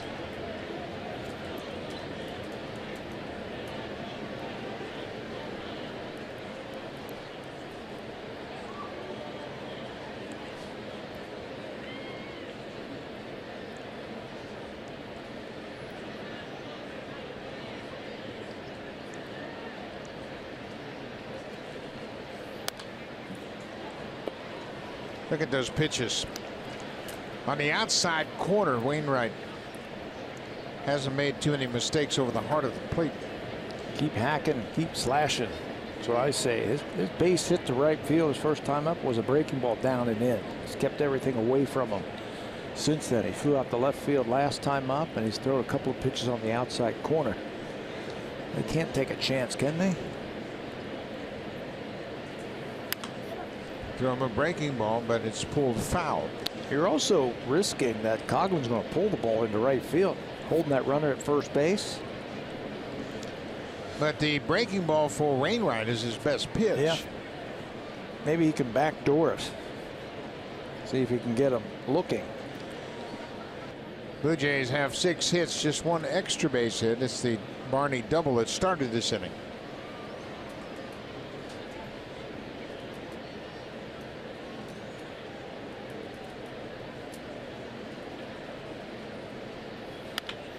There's a base hit for Coughlin. Pillar is turning around second. Coughlin's headed for second. That ball will stay on the line. Pillar stops at third. Ball gets away, and Pillar thought about coming home, broke all the way down the third base line, but dives back into third safely. So Coughlin with his second hit, it's a double to right. Told him not to throw that breaking ball inside there. He's going to get a base hit to right field. Wainwright now trying to finish 5 innings so he can get the opportunity for a win. This ball slashed down the right field line. Pillar is thinking of scoring right here. He knows that that's an extra base hit. He's thinking about scoring. Now he's getting the sign from Louis Rivera. Sees that ball gets away from Colton Wong. It glanced off of his glove, the second baseman, when he went out there to be the cutoff man. But you're down by 5 runs. You're not running into an out here. Ezekiel Carrera had a base hit to left field his last time up. Wainwright came into this ball game giving up an opponent's batting average of .366. Blue Jays have 7 hits in this game now. They've connected against Wainwright, who has given up 37 hits in 22 2/3 innings. So you got to take advantage of it right now. Base hit here probably scores 2. Get you right back into the ball game. Remember, his last time out, he only threw 5 innings. That was against Milwaukee and snapped the 3-game losing streak. He had 9 strikeouts that day.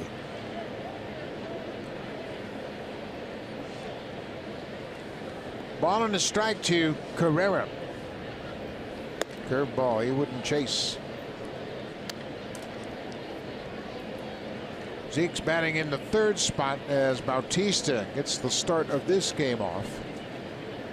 We've got Bautista, Travis Martin, and Smoke all on the bench. Pulled to the right side, foul.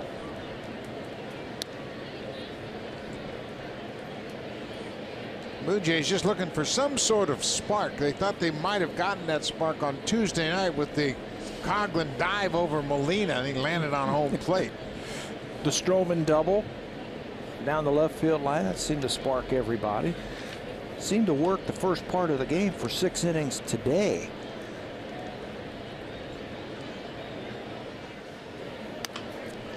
Another curveball pulled foul. Josh Donaldson and Troy Tulowitzki, according to the general manager Ross Atkins, are both swinging the bat, which is a good sign. And obviously you hate to think about people you don't have, but those are two of the best players in the American League. Yeah, and you don't think they'd make a difference? Rare hits this one down the left side. That's going to be into the seats. Hey, Zeke's having some good at bats on this road trip. He's had a great road trip. He's having a great at bat here against Wainwright. He wants these RBIs. There's 2 of them sitting out there for him. Carrera was 2 for 3 on Sunday in Anaheim and hit a triple in the 8th inning. That's when the Blue Jays broke out for 4 runs. They were trailing 1-0 in that game, came back and won it. And here Wainwright strikes him out. He elevated that fit fastball and strikes out Carrera. Well, he was battling and he actually missed his spot. Wainwright wanted to go in, left it out over the plate, picks up just his 3rd strikeout.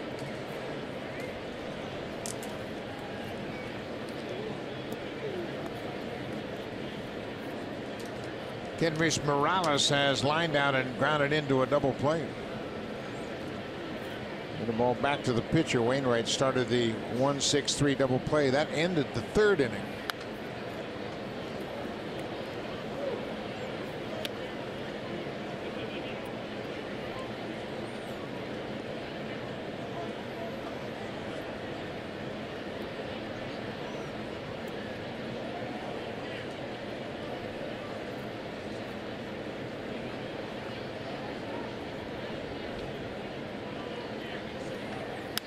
Swinging a drive deep to right. Get up, ball, get up. This ball is gone. Home run for Morales.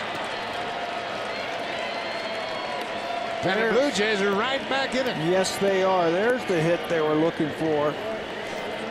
Just like the breaking ball sped up the Dexter Fowler home run a couple of innings ago, that breaking ball just stayed over the middle of the plate and sped up his bat. 4th home run of the season for Morales. He's got 3 more RBIs. That gives him 14 now on the season. And with 1 swing of the bat, the Jays are back in this.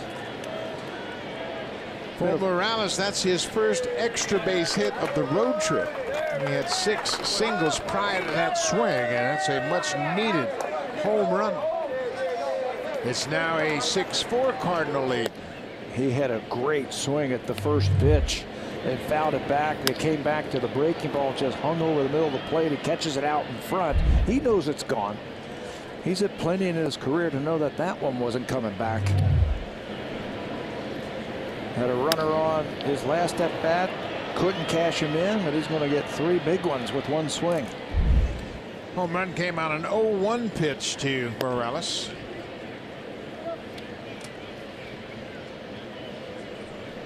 For Kendrys, that's his 6th career home run against the Cardinals.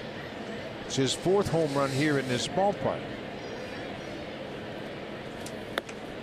Saltalamacchia goes after that high pitch. Morales playing in just his 13th game here at Busch Stadium. He's got 4 home runs and 10 RBIs. Boy, what a thing of beauty that was. Short, catch it out front.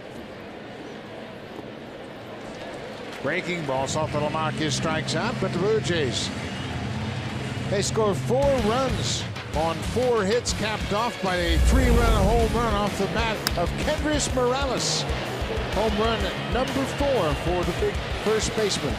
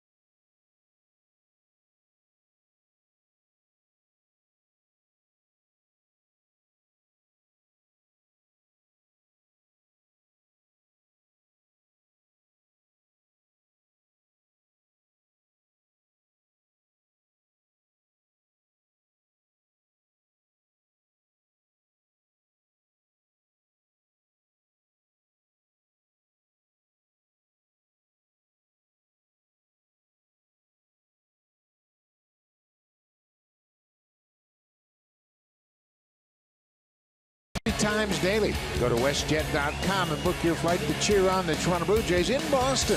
WestJet, proud partner of the Toronto Blue Jays. And now it's time for the schedule ahead, brought to you by WestJet. Look ahead to Blue Jays' schedule. They will return home after this game tonight, take on the Tampa Bay Rays for a 3-game series. Friday night, Saturday afternoon, Sunday afternoon, then into Yankee Stadium for the first time this year, take on the Yankees. Thursday being off day, and they'll be right back to St. Pete for a weekend series against the Rays. They get Blake Snell tomorrow night, Matt Andriese on Saturday, then Chris Archer on Sunday. Blue Jays are going to counter with Stroman, Liriano, and Estrada right now, but it could be Aaron Sanchez.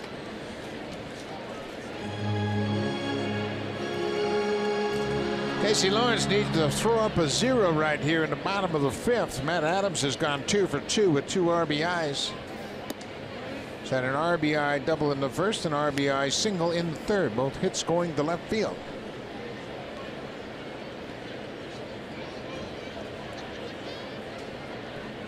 Kendrys Morales with a big 3-run home run has gotten the Blue Jays right back in this game. Cardinals have scored in each of their at-bats tonight. Aaron Loop is loose and standing by. He was up earlier. There's another drive to left field, and Pilar is going to chase it down off the wall. Matt Adams is 3 for 3. All 3 of his hits have gone to left field. The second double of the ball game, a leadoff double here in the 5th. Let's check in with Jamie Campbell.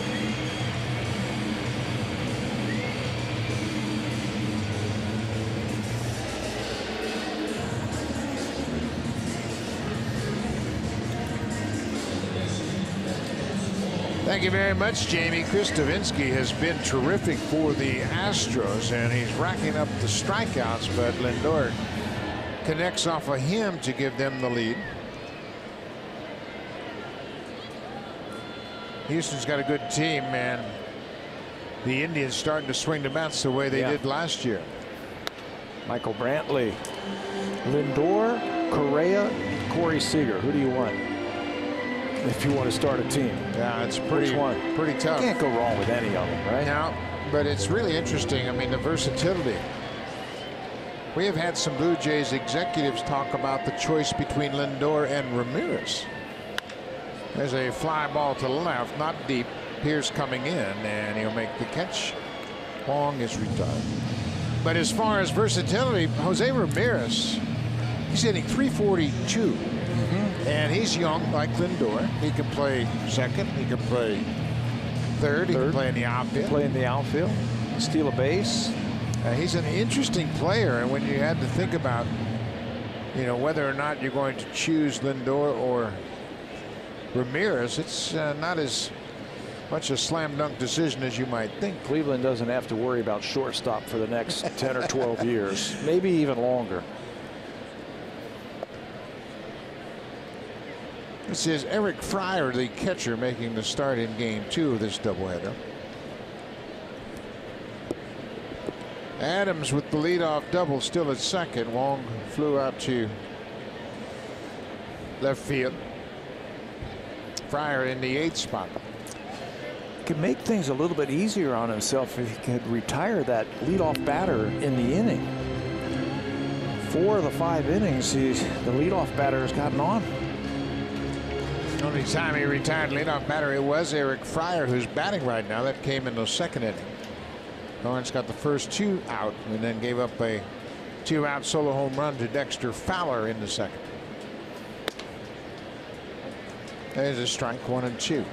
Well, if you don't retire that first guy, the next thing you know, you're pitching out of the stretch again. Seems like he's pitched out of the stretch all night tonight. The Blue Jays have given up 10 hits tonight. It's the 8th time this season they've allowed 10 or more hits in a game.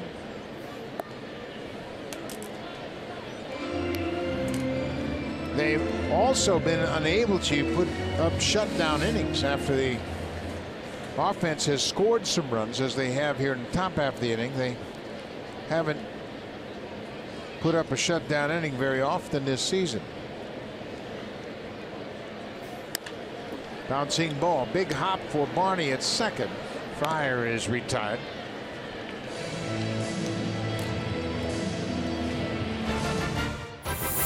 cheering for the Jays since day one. Honda, official vehicle of the Toronto Blue Jays and proud fan since 1977.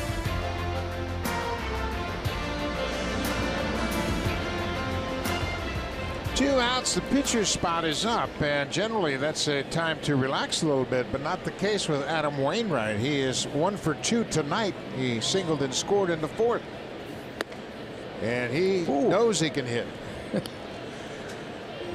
Active leader among pitchers in extra base hits with 43. RBIs with 61. He's hit 9 home runs in his career.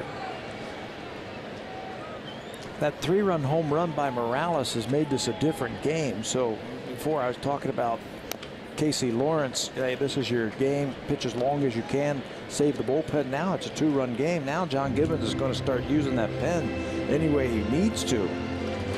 He needs Gibbons outs. Used 6 relievers, but he did not use Loop, Grilly, or Danny Barnes, who has been added for this second game of the doubleheader.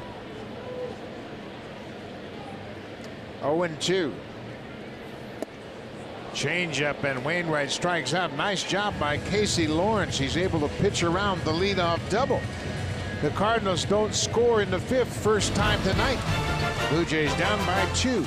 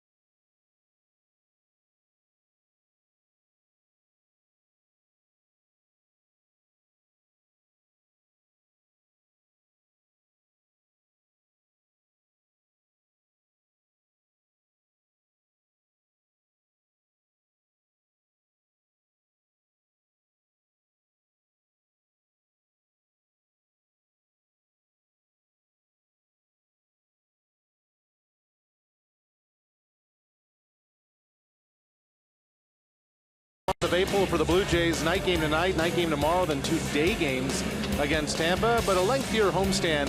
Cleveland, Seattle, and Atlanta come to Rogers Center between May 8th and May 16th. For Cleveland tonight, guys, Corey Kluber, 10 strikeouts in 7 innings, his first double-digit strikeout game of the season. 7 innings, 8 hits, 3 runs, and he is matched up against the Astros, and Cleveland has a 4-3 lead in the bottom of the 9th, and they're going to the top of the 9th now. Brian Shaw and Cordy Allen. Blue Jays here in the 6th. It'll be Pierce, Goins, and Barney. Then in the pitcher's spot. So the Blue Jays would like to get a couple guys aboard here. Yes, maybe they can pop one out again. Looks like Tampa Bay is in Toronto waiting for us. They didn't play today. And an off day.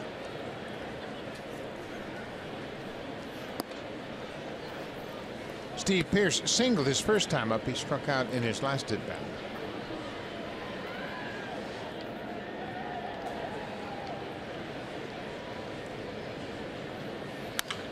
Bouncing ball up the middle. Garcia has it and throws to first. 1 away. Greg Garcia getting a start at shortstop in game 2 of this game. Melendez Diaz is the regular shortstop, but Garcia has been on base 3 times, a couple of hits and a walk. They also have Johnny Peralta. We haven't talked about him in a couple of games. He's on the disabled list. Peralta, big signing. He would play third base for him. Normally he signed here to be their shortstop. He just doesn't have the range anymore to play short. Ryan Goins 0 for 2. Barney's on deck. Barney is 2 for 2. A single and a double. He scored a run.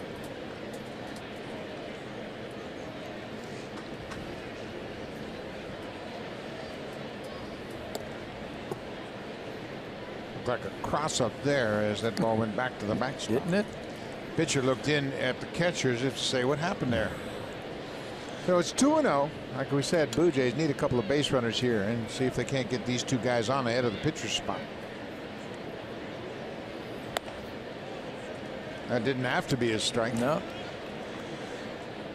Ryan's been hitting the ball hard.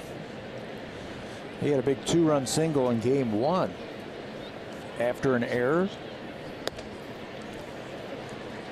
A little cutter in there for strike 2. It's 2-2. Dustin Smoke's got a helmet and a bat in his hand, so if that pitcher spot does come up, he might be called upon to pinch hit.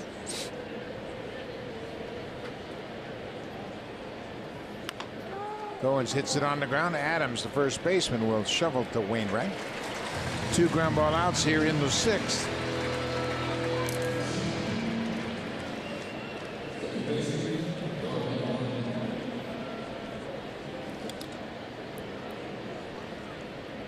So Smoke has come out on deck, and it'll be interesting if Barney reaches for a 3rd time today. Smoke will bat, and then they'll have Loop ready down in the pen.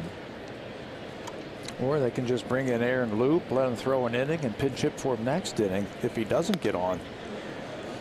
That's the beauty of this game. There's so many options, so many ways that you can play it.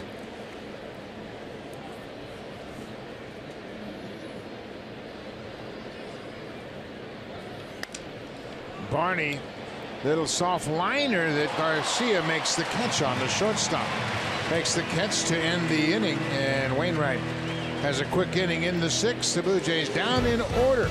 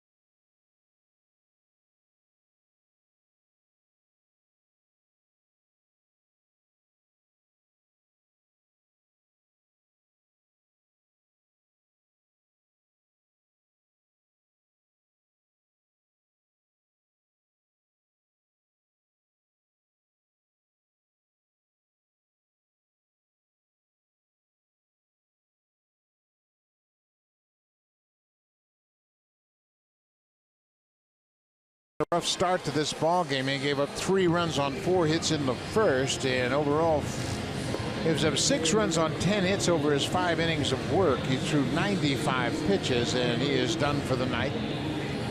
The Blue Jays will turn things over to their bullpen, and first out of the pen tonight will be the left-hander Aaron Loop. Loop is going to come in. This is just the 2nd time on this road trip that Aaron has pitched. He pitched that first game in Anaheim. Did not retire a batter. Gave up a couple of runs. Also had a walk in that game. So his 8th game as he comes in. New second baseman also. So it looks like the Blue Jays pulled a double switch. Yeah, the pitcher spot was due up first in the 7th, so Devin Travis will go into the pitcher's spot. Darwin Barney made the last out for the top half of the inning, so Aaron Loop will go into that spot. So Travis is into the game. Darwin Barney finishes up 2 for 3.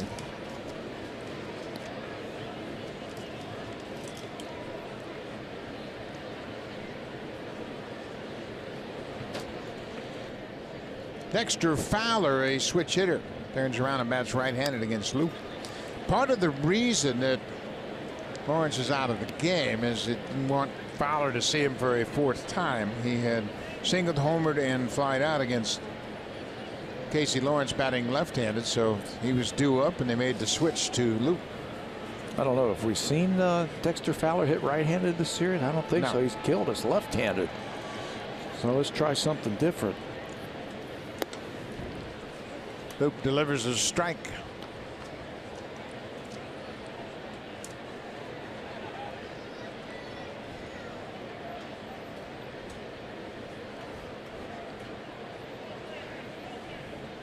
One and 2. Changeup missed downstairs.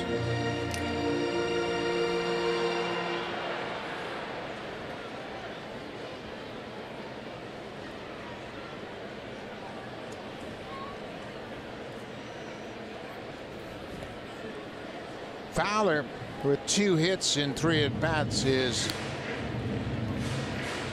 6 for 10. 6 for 13. Check that. He was 2 for 5 in the opener on Tuesday. He went 2 for 5 in the first game.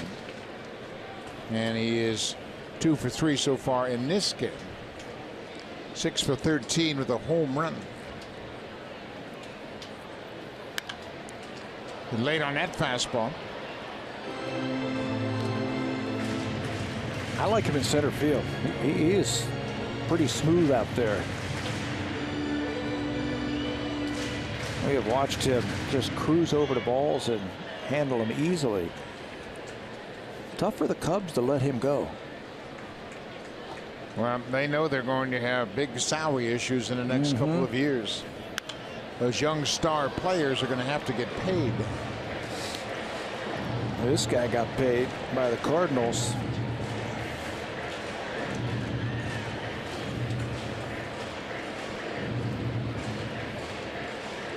Fowler began his career in Colorado with the Rockies. Spent a year in Houston. That was in 2014. Last 2 seasons with the Cubs. And he draws the leadoff walk. First man that Boog faces here in the 6th.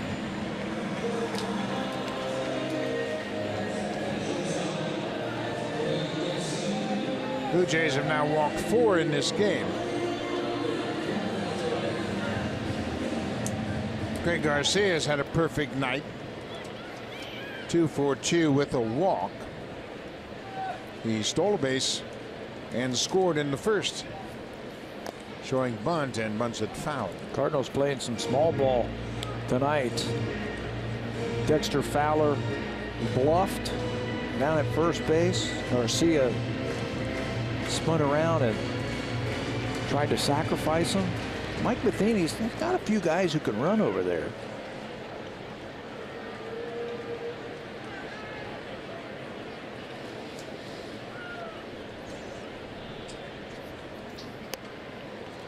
Oh, Saltalamacchia almost caught that out of the air.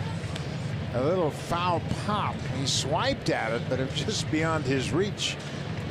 Pretty good reactions as this ball is bunted. Watch how he reaches for it. Concentrating on the ball. He had to go down to his knee, and that's what slowed him down just a little bit to go catch it. It went down to his left knee, and it's just out of his reach. 0-2. Garcia bunts it with 2 strikes, and Luke looks at second, goes to first just in time. So they ask Garcia to bunt with 2 strikes, and he delivers. Looked like he stepped on the plate, so he should be automatically out, right? 0-2, it's tough to do that. Boy, he sure did. That right squarely in the middle of the plate. So he should be called out, and runner goes back to first. Well, if that's true, they should be taking a look at that.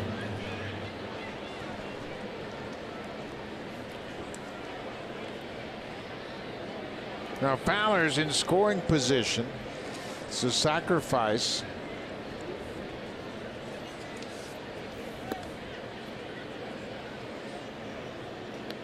Matt Carpenter. Lefty on lefty, and nope. Needs to retire this hitter right here.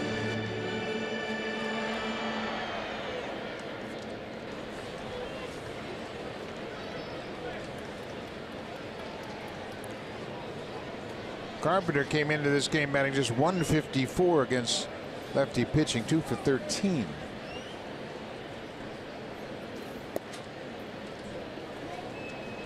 One and one now.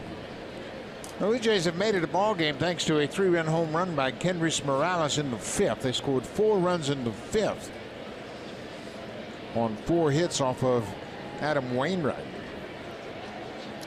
Casey Lawrence pitched around a leadoff double last inning. Now Aaron Loop's trying to pitch around a leadoff walk. They need some zeros. The Cardinals scored 3 in the first, 1 in the second, 1 in the third, and 1 in the fourth. Casey Lawrence stranded a base runner in scoring position in the 5th.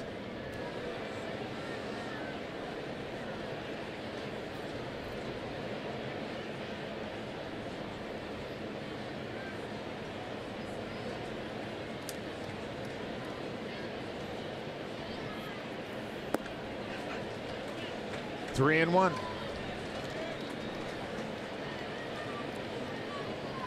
Stephen Piscotty, a right-handed hitter, is on deck.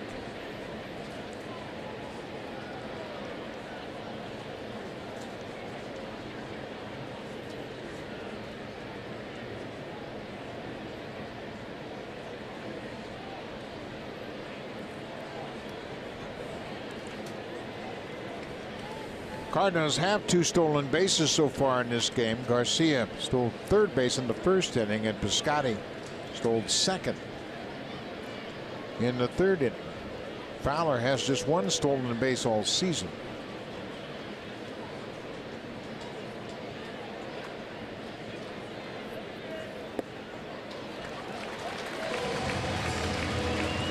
Loop walks the left-hander, 2nd walk of the inning. This copyrighted telecast is presented by authority of Rogers Blue Jays Baseball Partnership and may not be reproduced or retransmitted in any form.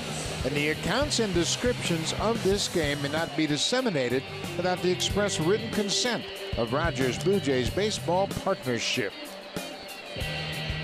The Cardinals came out swinging. They scored 3 in the first. Kendrys Morales with his 4th home run, a 3-run shot in the 5th, part of a 4-run Blue Jay inning.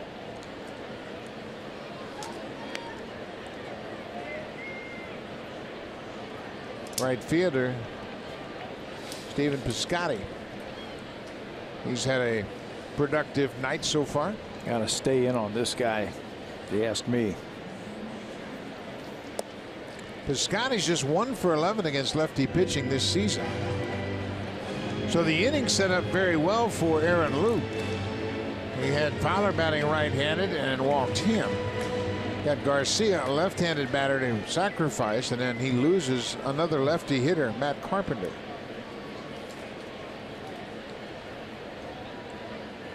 One and one to Piscotty. Way outside with the changeup. That's going to bring Saltalamacchia out to the mound. Again, last time Aaron worked was Friday. Last Friday in that first game at Anaheim.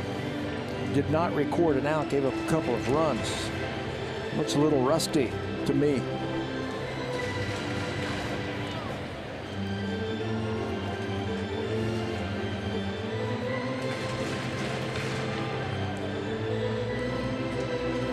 Loop was victimized by some shaky defense in that outing in the 13th inning. There were 2 errors committed behind him.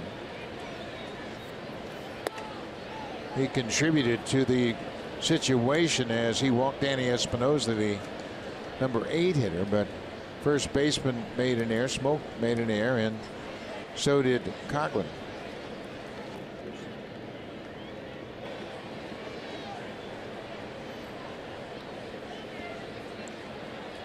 He's got to make a pitch here. Got to get himself a ground ball. Get out of this inning. There's a fly ball. Pilar coming hard, running in, makes the catch. And now Fowler tags up and moves to third. The Blue Jays dropped their guard, took their eye off of Fowler, and he takes advantage of it. He came back, was standing on the base when Pilar made the catch, and Kevin just assumed that Fowler was going to stay there. Looked over at first base to see what the runner Carpenter was doing, and he takes advantage. Let's watch it again. Flare out into the outfield. Fowler goes back to tag. You see Kevin looks over to the first baseman and bluffs a throw back to first base, and that's all Fowler needed to move up. Randall Grichuk. Grichuk is a free swinger. Take another look at Dexter Fowler. His head's in the game. He's played every inning in this doubleheader, and he makes it easily without a throw. Boy, I tell you what, he didn't hesitate. As soon as he saw Pilar pump fake toward first, he took off for third. Extra 90 feet for the Cardinals.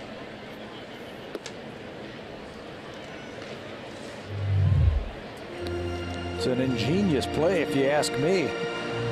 His momentum is going away from third base. It's going over there. He's looking at the first baseman and fakes a throw. That's all Dexter needed to move up. That's a heads-up play. Well, who knows better about that play than another center fielder? And he knew that Pilar was running away from the play, and then when he looked at first, Fowler took advantage of that. 3-0 count on Grichuk.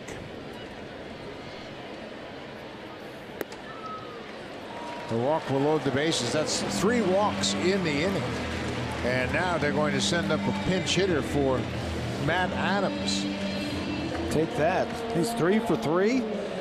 But Jed Jerko is going to grab a bat and hit for him. Matt Adams with 2 doubles and a single, 2 RBIs, and he's going to be lifted in favor of the pinch hitter. Jerko, a right-handed hitter, of course, and Luke with 3 walks in this inning. The Cardinals don't have a hit. They have a sacrifice bunt. The bases are loaded and 2 outs.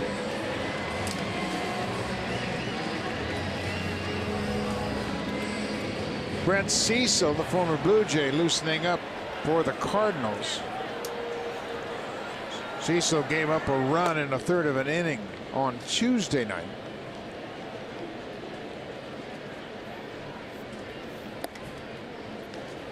Jerko started game 1 of this doubleheader. He went 0 for 4 with a walk. He's got 3 homers and 7 RBIs on the season. Had a big game here on Tuesday. Big game, 3 hits. A home run cut came up empty. 0-2.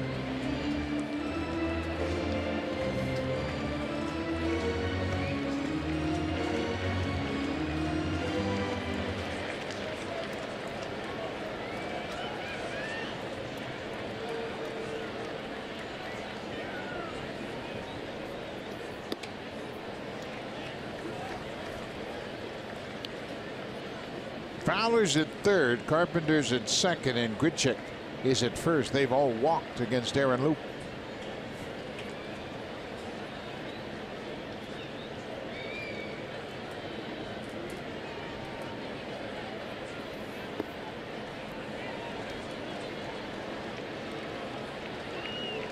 The Cardinals have stranded 6 so far in this ballgame. Blue Jays haven't been able to retire them in order yet tonight. In 5 of the 6 innings, the leadoff batter has gotten on. The Cardinals have won 7 of their last 9 games. And Loup strikes out the pinch hitter Jed Jerko. Loup loads the bases and strands the bases full. It's still a 2-run ball game.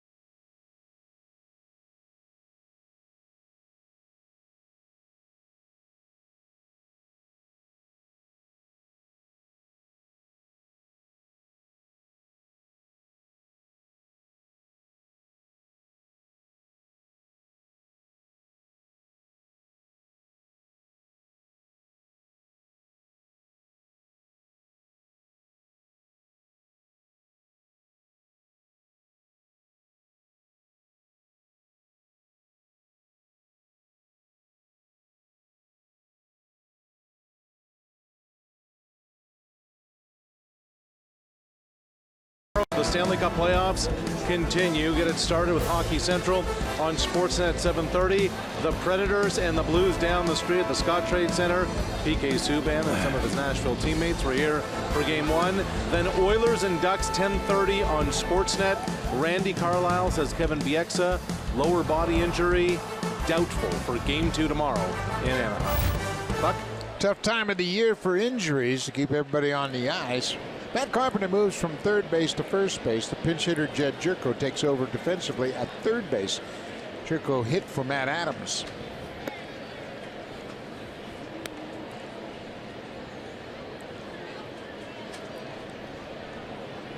Devin Travis came into the ball game part of a double switch in those 6th. He's getting his first plate appearance here. Lifts this one high but foul behind the Cardinals dugout. Hey, that was one to get you loose right there. That swing. He missed a pretty hittable pitch.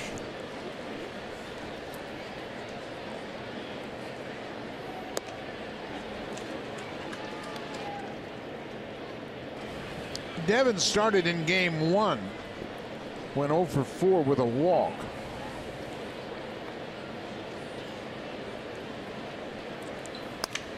Breaking ball, base hit to left field. Travis making a big turn. He'll stop at first. A leadoff single here in the 7th. Let's check in with Jamie Campbell.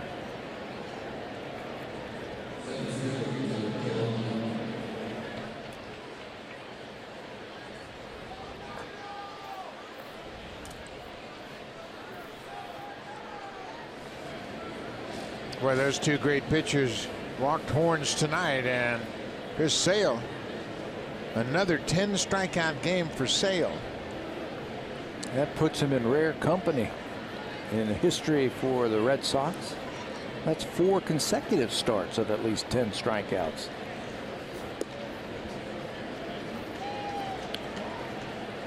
That was only done 3 other times in Red Sox history. Roger Clemens did it, Pedro Martinez did it, John Lester did it, and now Chris Sale. I'll take that starting staff. Yeah, I think I'll take my chances with that. Kevin Pillar waits on the breaking ball, hits it on the line, but right to the left fielder, Randall Pritchett. He got a curveball and hit it hard, but right to the left fielder. They're starting to see that curveball a little bit better now, aren't they? Travis got a base hit on a breaking ball. Pillar hit the ball hard. And I guess Mike Matheny sees the same thing. Well, Matheny will take the ball from Adam Wainwright. Wainwright leaves with the lead. Brett Cecil makes his second appearance of the series. Chris Coghlan, the scheduled batter. When we come back, Blue Jays trail by 2.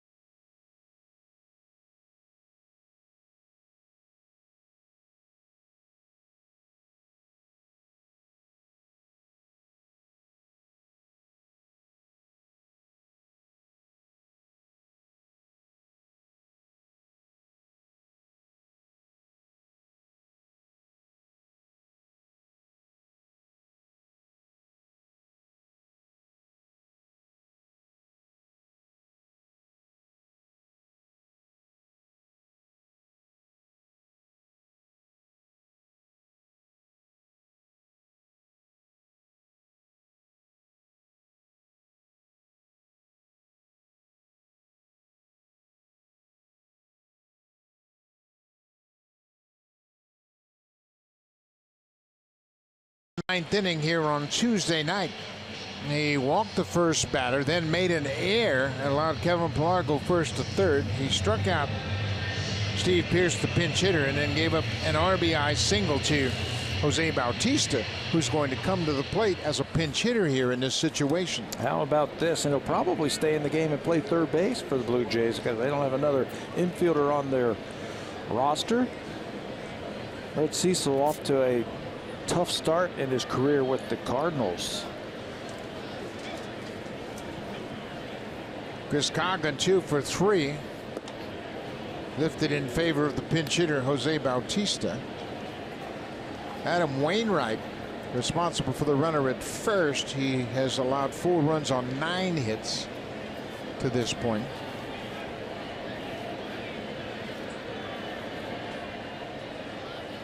You know what the Blue Jays can do? Steve Pearce can play the infield.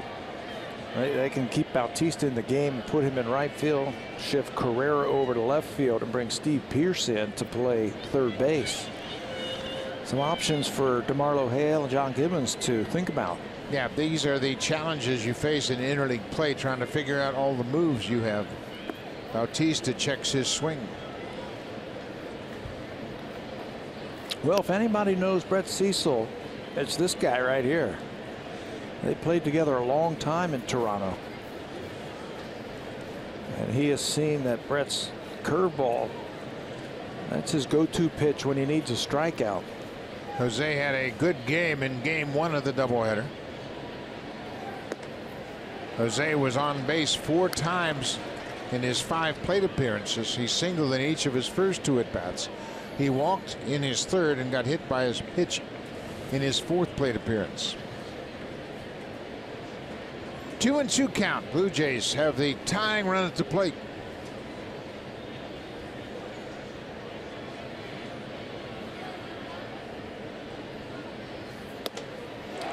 Bautista strikes out. The fastball up and away at 93.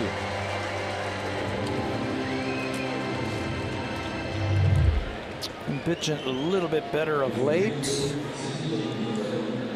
In fact, Jose might have been looking for a breaking ball, but he crossed him up and threw him a fastball.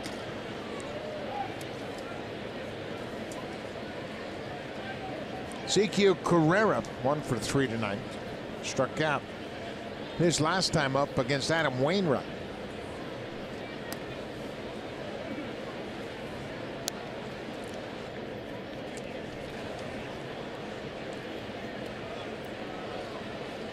Carrera just 1 for 2 against lefty pitching this season.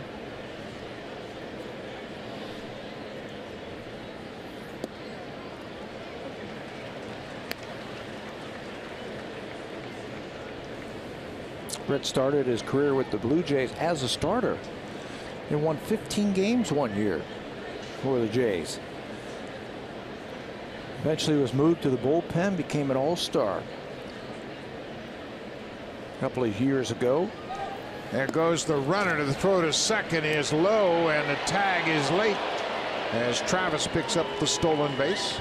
Eric Fryer one-hopped the shortstop Garcia. Devin went on first movement after that throw over to first base. The first pitch, he's going off first movement, takes off, and a bad throw by Fryer bounces down to second base, allows Devin to pick up his first stolen base.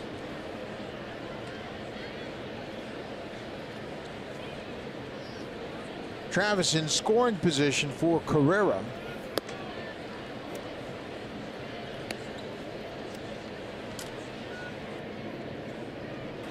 Cecil won 15 games as a starter for the Blue Jays in 2010 in 28 starts. He was 15-7. There goes Travis. He got a running start and he goes to third. Well, the Blue Jays know Brett better than anybody. You know, he takes one look. He's got that high, long, deliberate leg kick, and there's no chance to get the runner.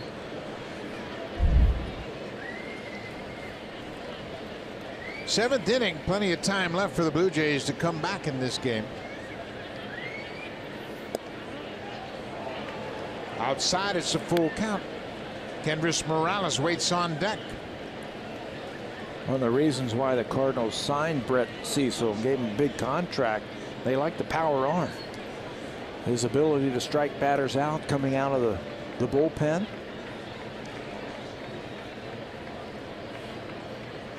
Here's the 3-2 pitch.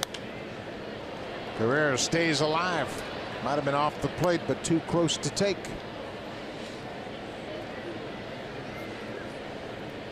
Cecil was an all-star in 2013 for the Blue Jays, pitching out of the bullpen. Had a great season, 5-1 with a .282 earned run average. He and Steve Delabar were both all-stars. All-stars. Lots of strikeouts too. High pop-up, shallow right field. Wong, the second baseman, in foul ground, makes the catch, and Cecil gets out of it. The Blue Jays get a base runner to third, and strand him there. We'll go to the bottom of the seventh. St. Louis up 6-4.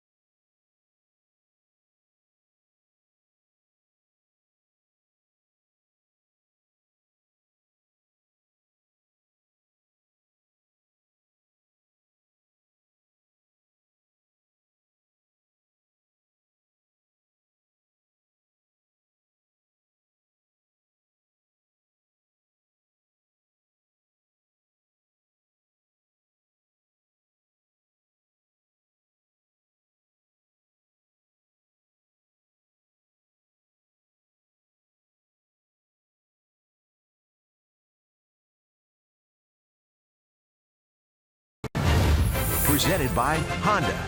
You can count on us to get home safe. Honda, official vehicle of the Toronto Blue Jays and proud fan since 1977.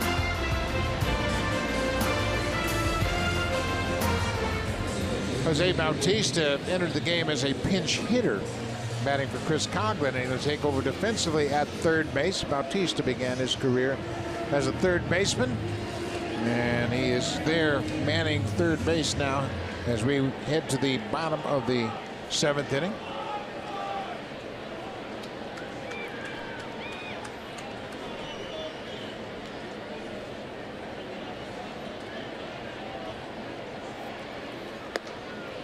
Jose played in 17 games in 2004, his first season at third base. We've also seen him over at first base. Goins, the shortstop, takes a short hop and fires to first in time to get Colton Wong.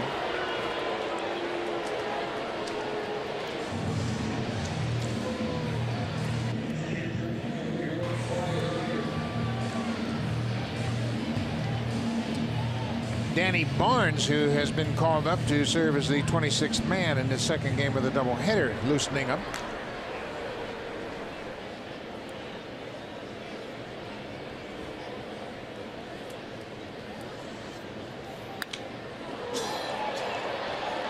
Eric Fryer goes after the first pitch and hits a high fly to center.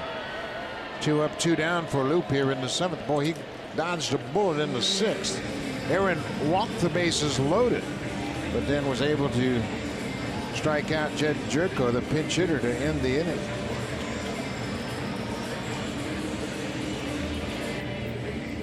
Kevin Seacrest is loosening up as the pitcher's spot. All kind of moving parts right here. That's why you see him warming up, because Jose Martinez is going to stroll the plate. Martinez played left field in game 1 and went 1 for 5 in that ball game. He hit his first big league home run here Tuesday night. That was off Joe Biagini, a 2-run home run to right.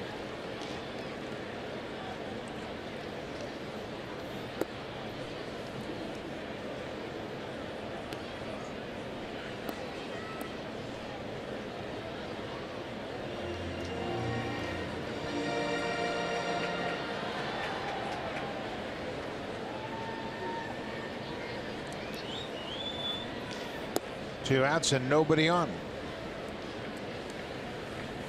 We've seen him swing 2-0, 2-1. He's looking to put one in the seats. And he's not going to get cheated.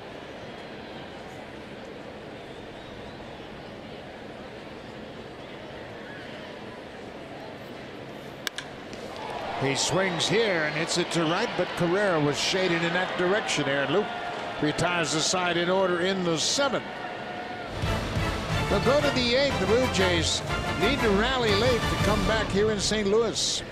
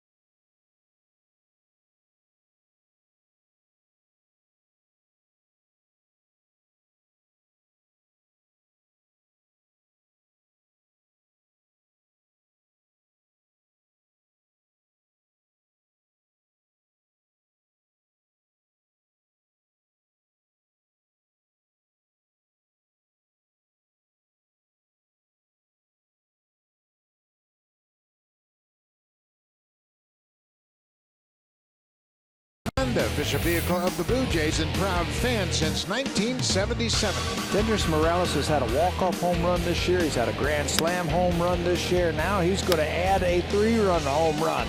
Breaking ball, and he rips it into the seats in right field. This was in the 5th inning that got the Blue Jays back into this ball game with that 3-run home run. Tonight's driver of the game from Kendrys Morales. He now has 166 home runs, 3rd among active switch hitters. Carlos Beltran, Victor Martinez, the only switch hitters that have more home runs than Kendrys Morales as a switch hitter. Kevin Sechrist makes his 2nd appearance of the series, his 9th of the season. Sechrist came into the ballgame on Tuesday night, started the 8th inning, struck out Martin and struck out Saltalamacchia. Start the inning, and Barney and Goins both singled, but he was able to get out of it as he got Chris Coghlan to end the inning.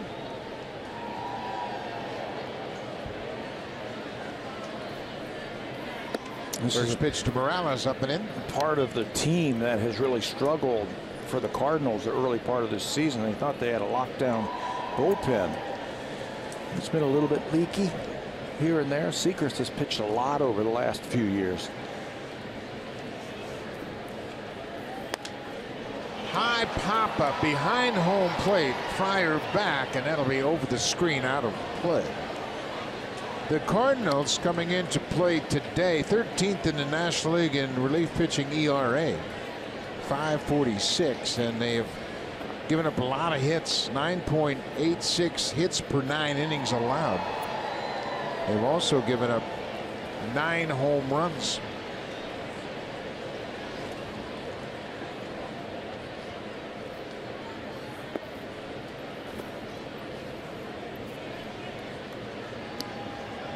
The Cardinals have had a couple of down seasons after a 100-win season in 2015.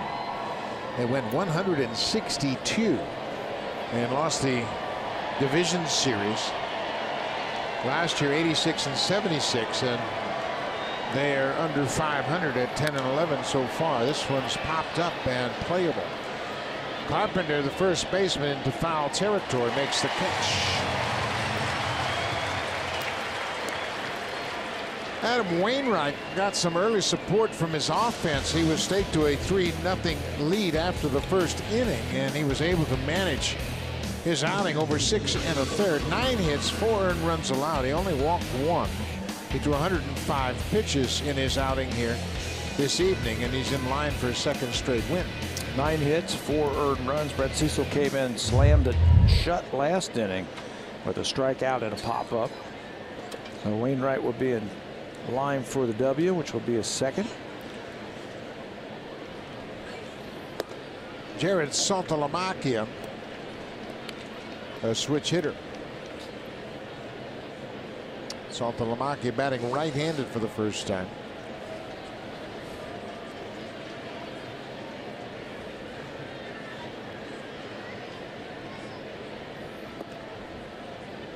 Ball on the strike.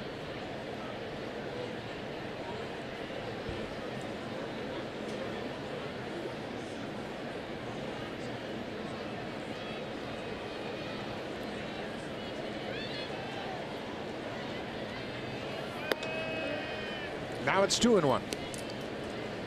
We're in the 8th. The Cardinals scored in the first 4 innings of this ball game. They took a 6-0 lead into the top of the 5th. The Blue Jays got 4 runs on 4 hits off of Adam Wainwright, capped off by the Morales 3-run home run.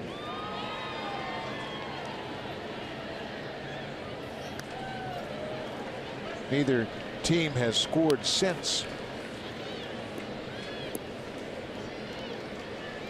Bloop and a blast, that's all it takes to get back into this game. Bloop one out there, somebody go deep.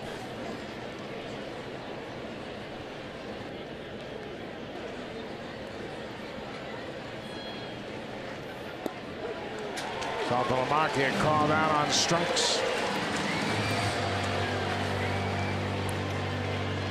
2 down. Looked like some kind of off-speed pitch, maybe even a changeup from Sechrist. It was 85 miles an hour.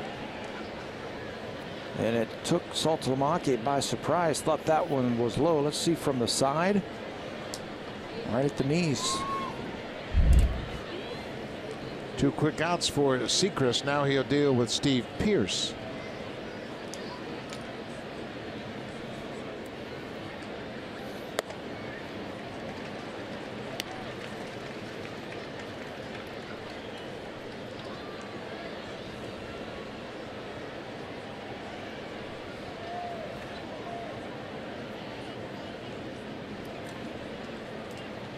Pierce singled his first time up tonight. It's a deep drive to center. Fowler, he's got room just in front of the warning truck there, and Sechrist retires the side in order in the 8th. We'll go to the bottom of the 8th. St. Louis with the lead. Now time for a Blue Jays Central update. Here's Jamie Campbell with Greg Zahn in the Samsung broadcast studio.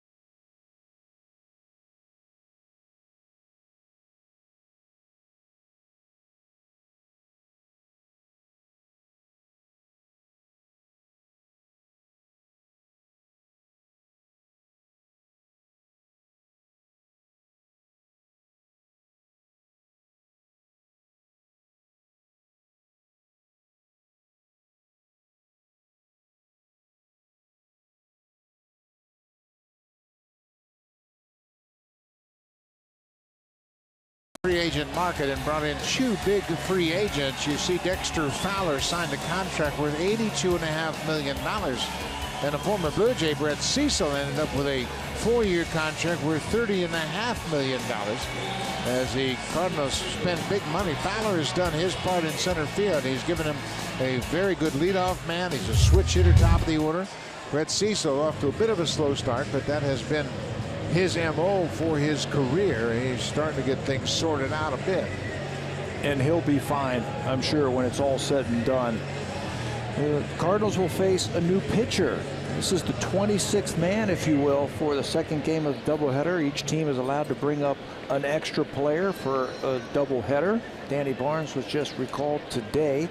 He's been in 3 games for the Blue Jays this year. He's thrown 3 2/3 innings. And he will work to Dexter Fowler. Top of the order, Fowler, Garcia, and Matt Carpenter. Fowler got the Cardinals off and running with a leadoff single in the first, and he has a line drive to right that's down for his 3rd hit of the game. He's been on base 4 times. Blue Jays just cannot get him out this series. He's had a great series. Another leadoff hit, another leadoff batter on base. Tries to come inside. Ball's ripped into right field by Fowler. 7th hit of the series for Dexter Fowler. I know the Blue Jays were interested in Dexter Fowler this winter. The numbers just got too large for him. You saw it there, $82 million for 5 years, but they were interested in possibly signing him as their leadoff hitter. Craig Garcia got the start at shortstop. Garcia has had a good night at the plate. He is 0 for 2. A couple of singles. He's scored a run, has a stolen base, has drawn a walk, and has a sacrifice bunt. That's all. That's all he's done tonight. And he's played flawless in the field at shortstop. Well, he dropped down a bunt on an 0-2 count. That was in the 6th inning. He had fouled off the first 2 bunt attempts and then got the bunt sign on an 0-2 pitch and was able to advance the runner. Danny Barnes is ahead 0-2. As we know, Barnes, he's a strike thrower.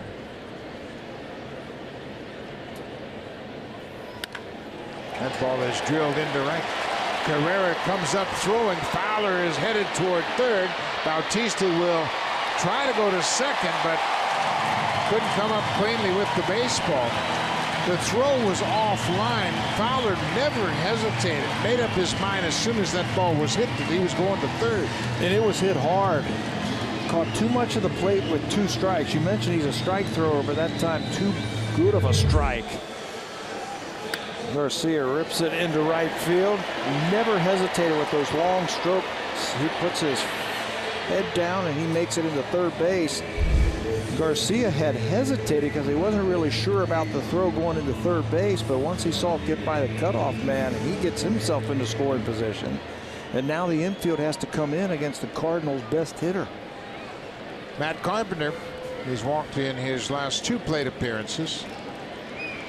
He had a 5 RBI game in game 1. And has driven in 1 here in game 2. Garcia rips the ball, 2 strikes into right field. Now he's going to watch the throw from the outfield. That's all he's doing. He notices that the runner goes to third. The throw is offline and no cutoff man there. There's no cutoff man. There they are standing right there at second base. So he can make it into second easily. Ground ball. Morales makes a nice play. He'll go to the bag and retire Carpenter. Fowler held his ground at third. A little miscommunication between the runners right there. Garcia, the runner at second base, thought Fowler was going. He had to put on the brakes and get back. Fowler was told to make the ball go through.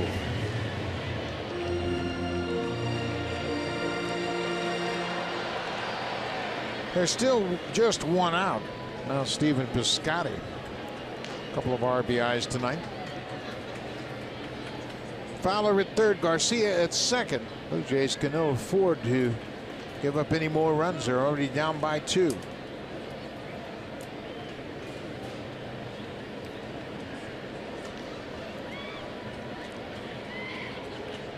I wouldn't really be surprised if the Cardinals squeeze here. No sign of it there. They've got a great base runner at third, and Fowler, the infield, is drawn in. If your timing is right, there's no defense for it. Yeah.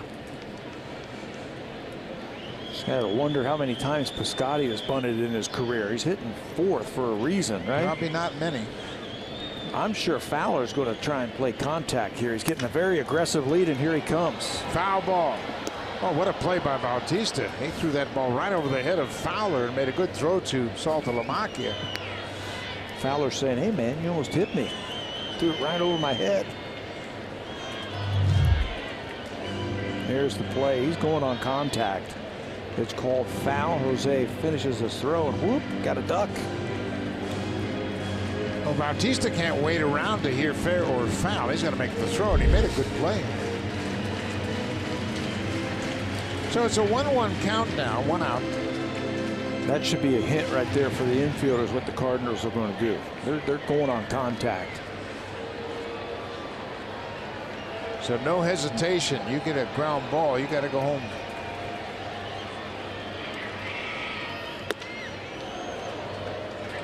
Two and 1 now. He's getting almost a running start at third base. Fowler.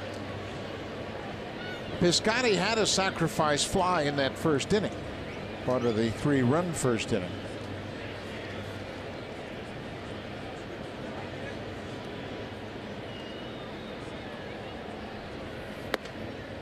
Good pitch.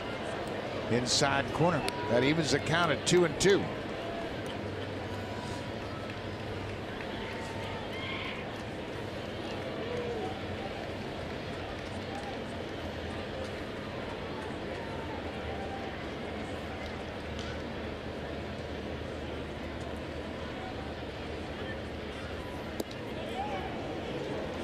Took a shot with the changeup. Didn't get the call. That looked like a decent pitch. Right on the outside corner. Too close to take with 2 strikes. He comes away guessing right.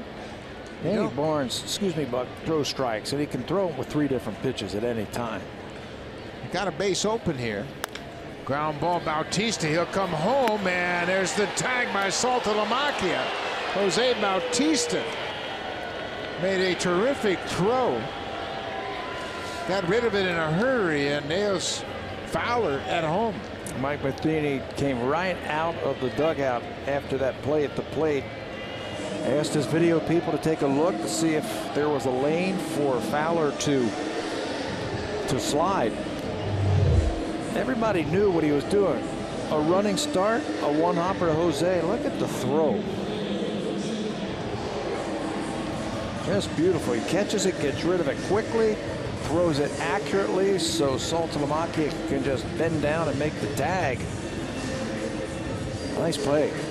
Fowler made a good slide. In fact, swiped his hand across the plate, but good tag by Salty and a terrific throw by Bautista. So now there are runners at first and third.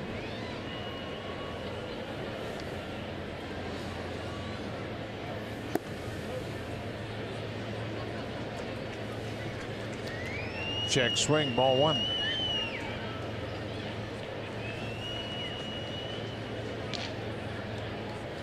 Randall Grichuk, the left fielder.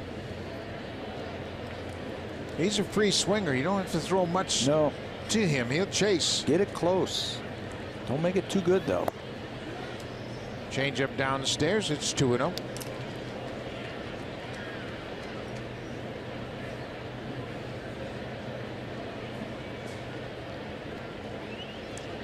Piscotty had a stolen base in the third. He's at first.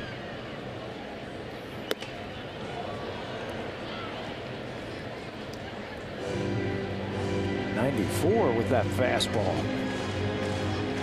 Oh boy. Throw another one up there. That good fastball up there again and get a swinging strike or a pop up.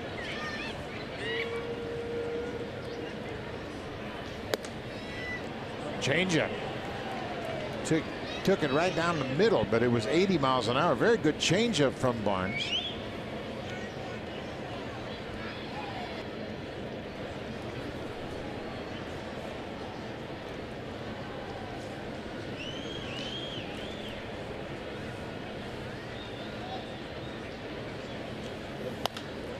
Popped up.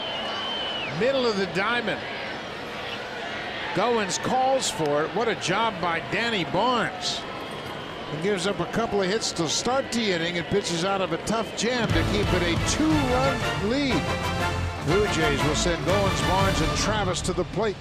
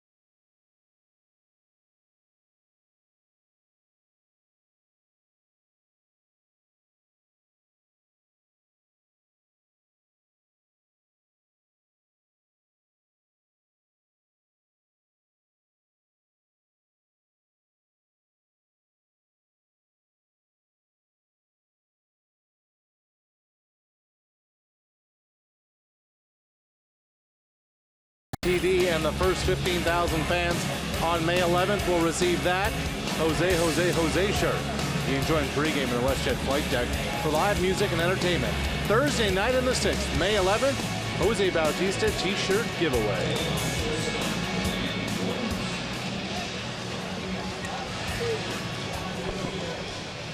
New pitcher into the ballgame to work the ninth inning is Trevor Rosenthal. Rosenthal came off the disabled list on the 10th of April after straining a lat in spring training. This is the former closer, if you will, of the Cardinals. He had 45 saves in 2014, 48 more in 2015, but lost the job to O. O pitched in game 1. We haven't seen Trevor in this series yet. He's got a big fastball.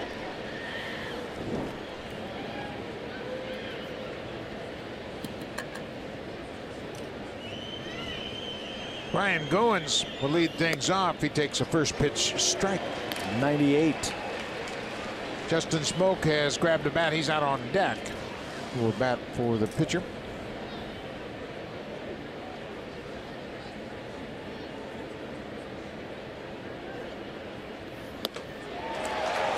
Goins just strikes out. Rosenthal not messing around. Comes right at him. Lost his closer's job when he just couldn't throw strikes consistently. There's nothing wrong with that. 3 quick fastballs. There are the numbers I was just talking about. 93 saves over the last 3 seasons. Rosenthal made his season debut on the 10th when he was activated off the DL and struck out the side. Justin Smoke pinch hitting. 99 at the knees for a strike.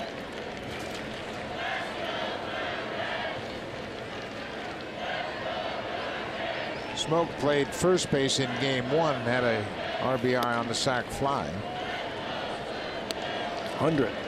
Triple digits. He started last year as the Cardinals closer, went 14 for 17, and then lost that job to O. Right on the corner, little cutter at 90. Spent some time on the disabled list last year, missed 46 games with some right shoulder inflammation. Looks like he's okay now.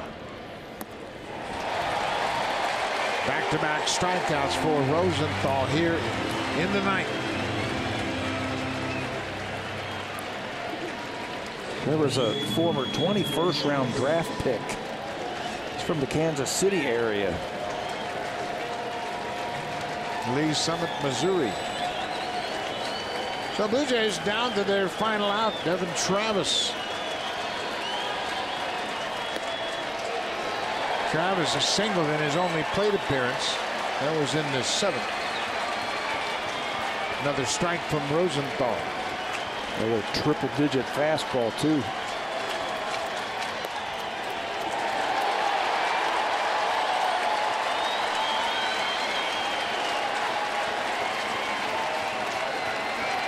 Cecil, Sechrist, and now Rosenthal out of the Cardinal bullpen.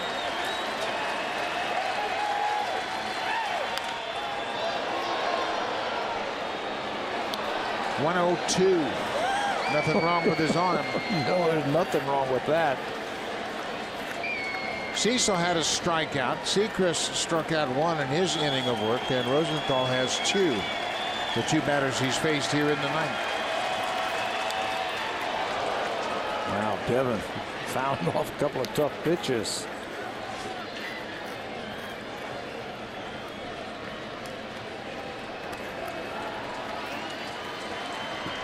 Adam Wainwright started and went 6 in the 3rd, gave up 4 runs on 9 hits.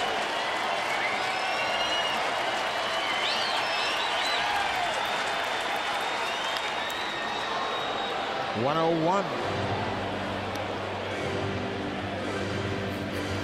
This is the difference in this game today. So many relievers coming in, throwing in the upper 90s, and occasionally hitting triple digits. Boy, makes it tough. Ground ball. Jerko has it. That's the ball game. The Cardinals take 2 of 3 in the series. The Cardinal bullpen tonight very effective. 2 2/3 of hitless relief. They didn't allow a base runner. They were also pretty good in the first game. After Martinez threw 6 innings, they only gave up 1 run, and that gave them a chance to win game 1, come back and win it on the walk-off grand slam. And then tonight, Wainwright was good into the 7th. Cecil, Segris, and Rosenthal took it the rest of the way. The Blue Jays lose the series to the Cardinals. Saw some great pitching in this series from St. Louis. The Blue Jays offense all in the 5th inning. 4 runs on 4 hits. A 3-run homer by Morales. We'll see you tomorrow night from Rogers Center. Thanks for watching. Here's Blue Jays Central. Jamie Campbell and Greg Zahn.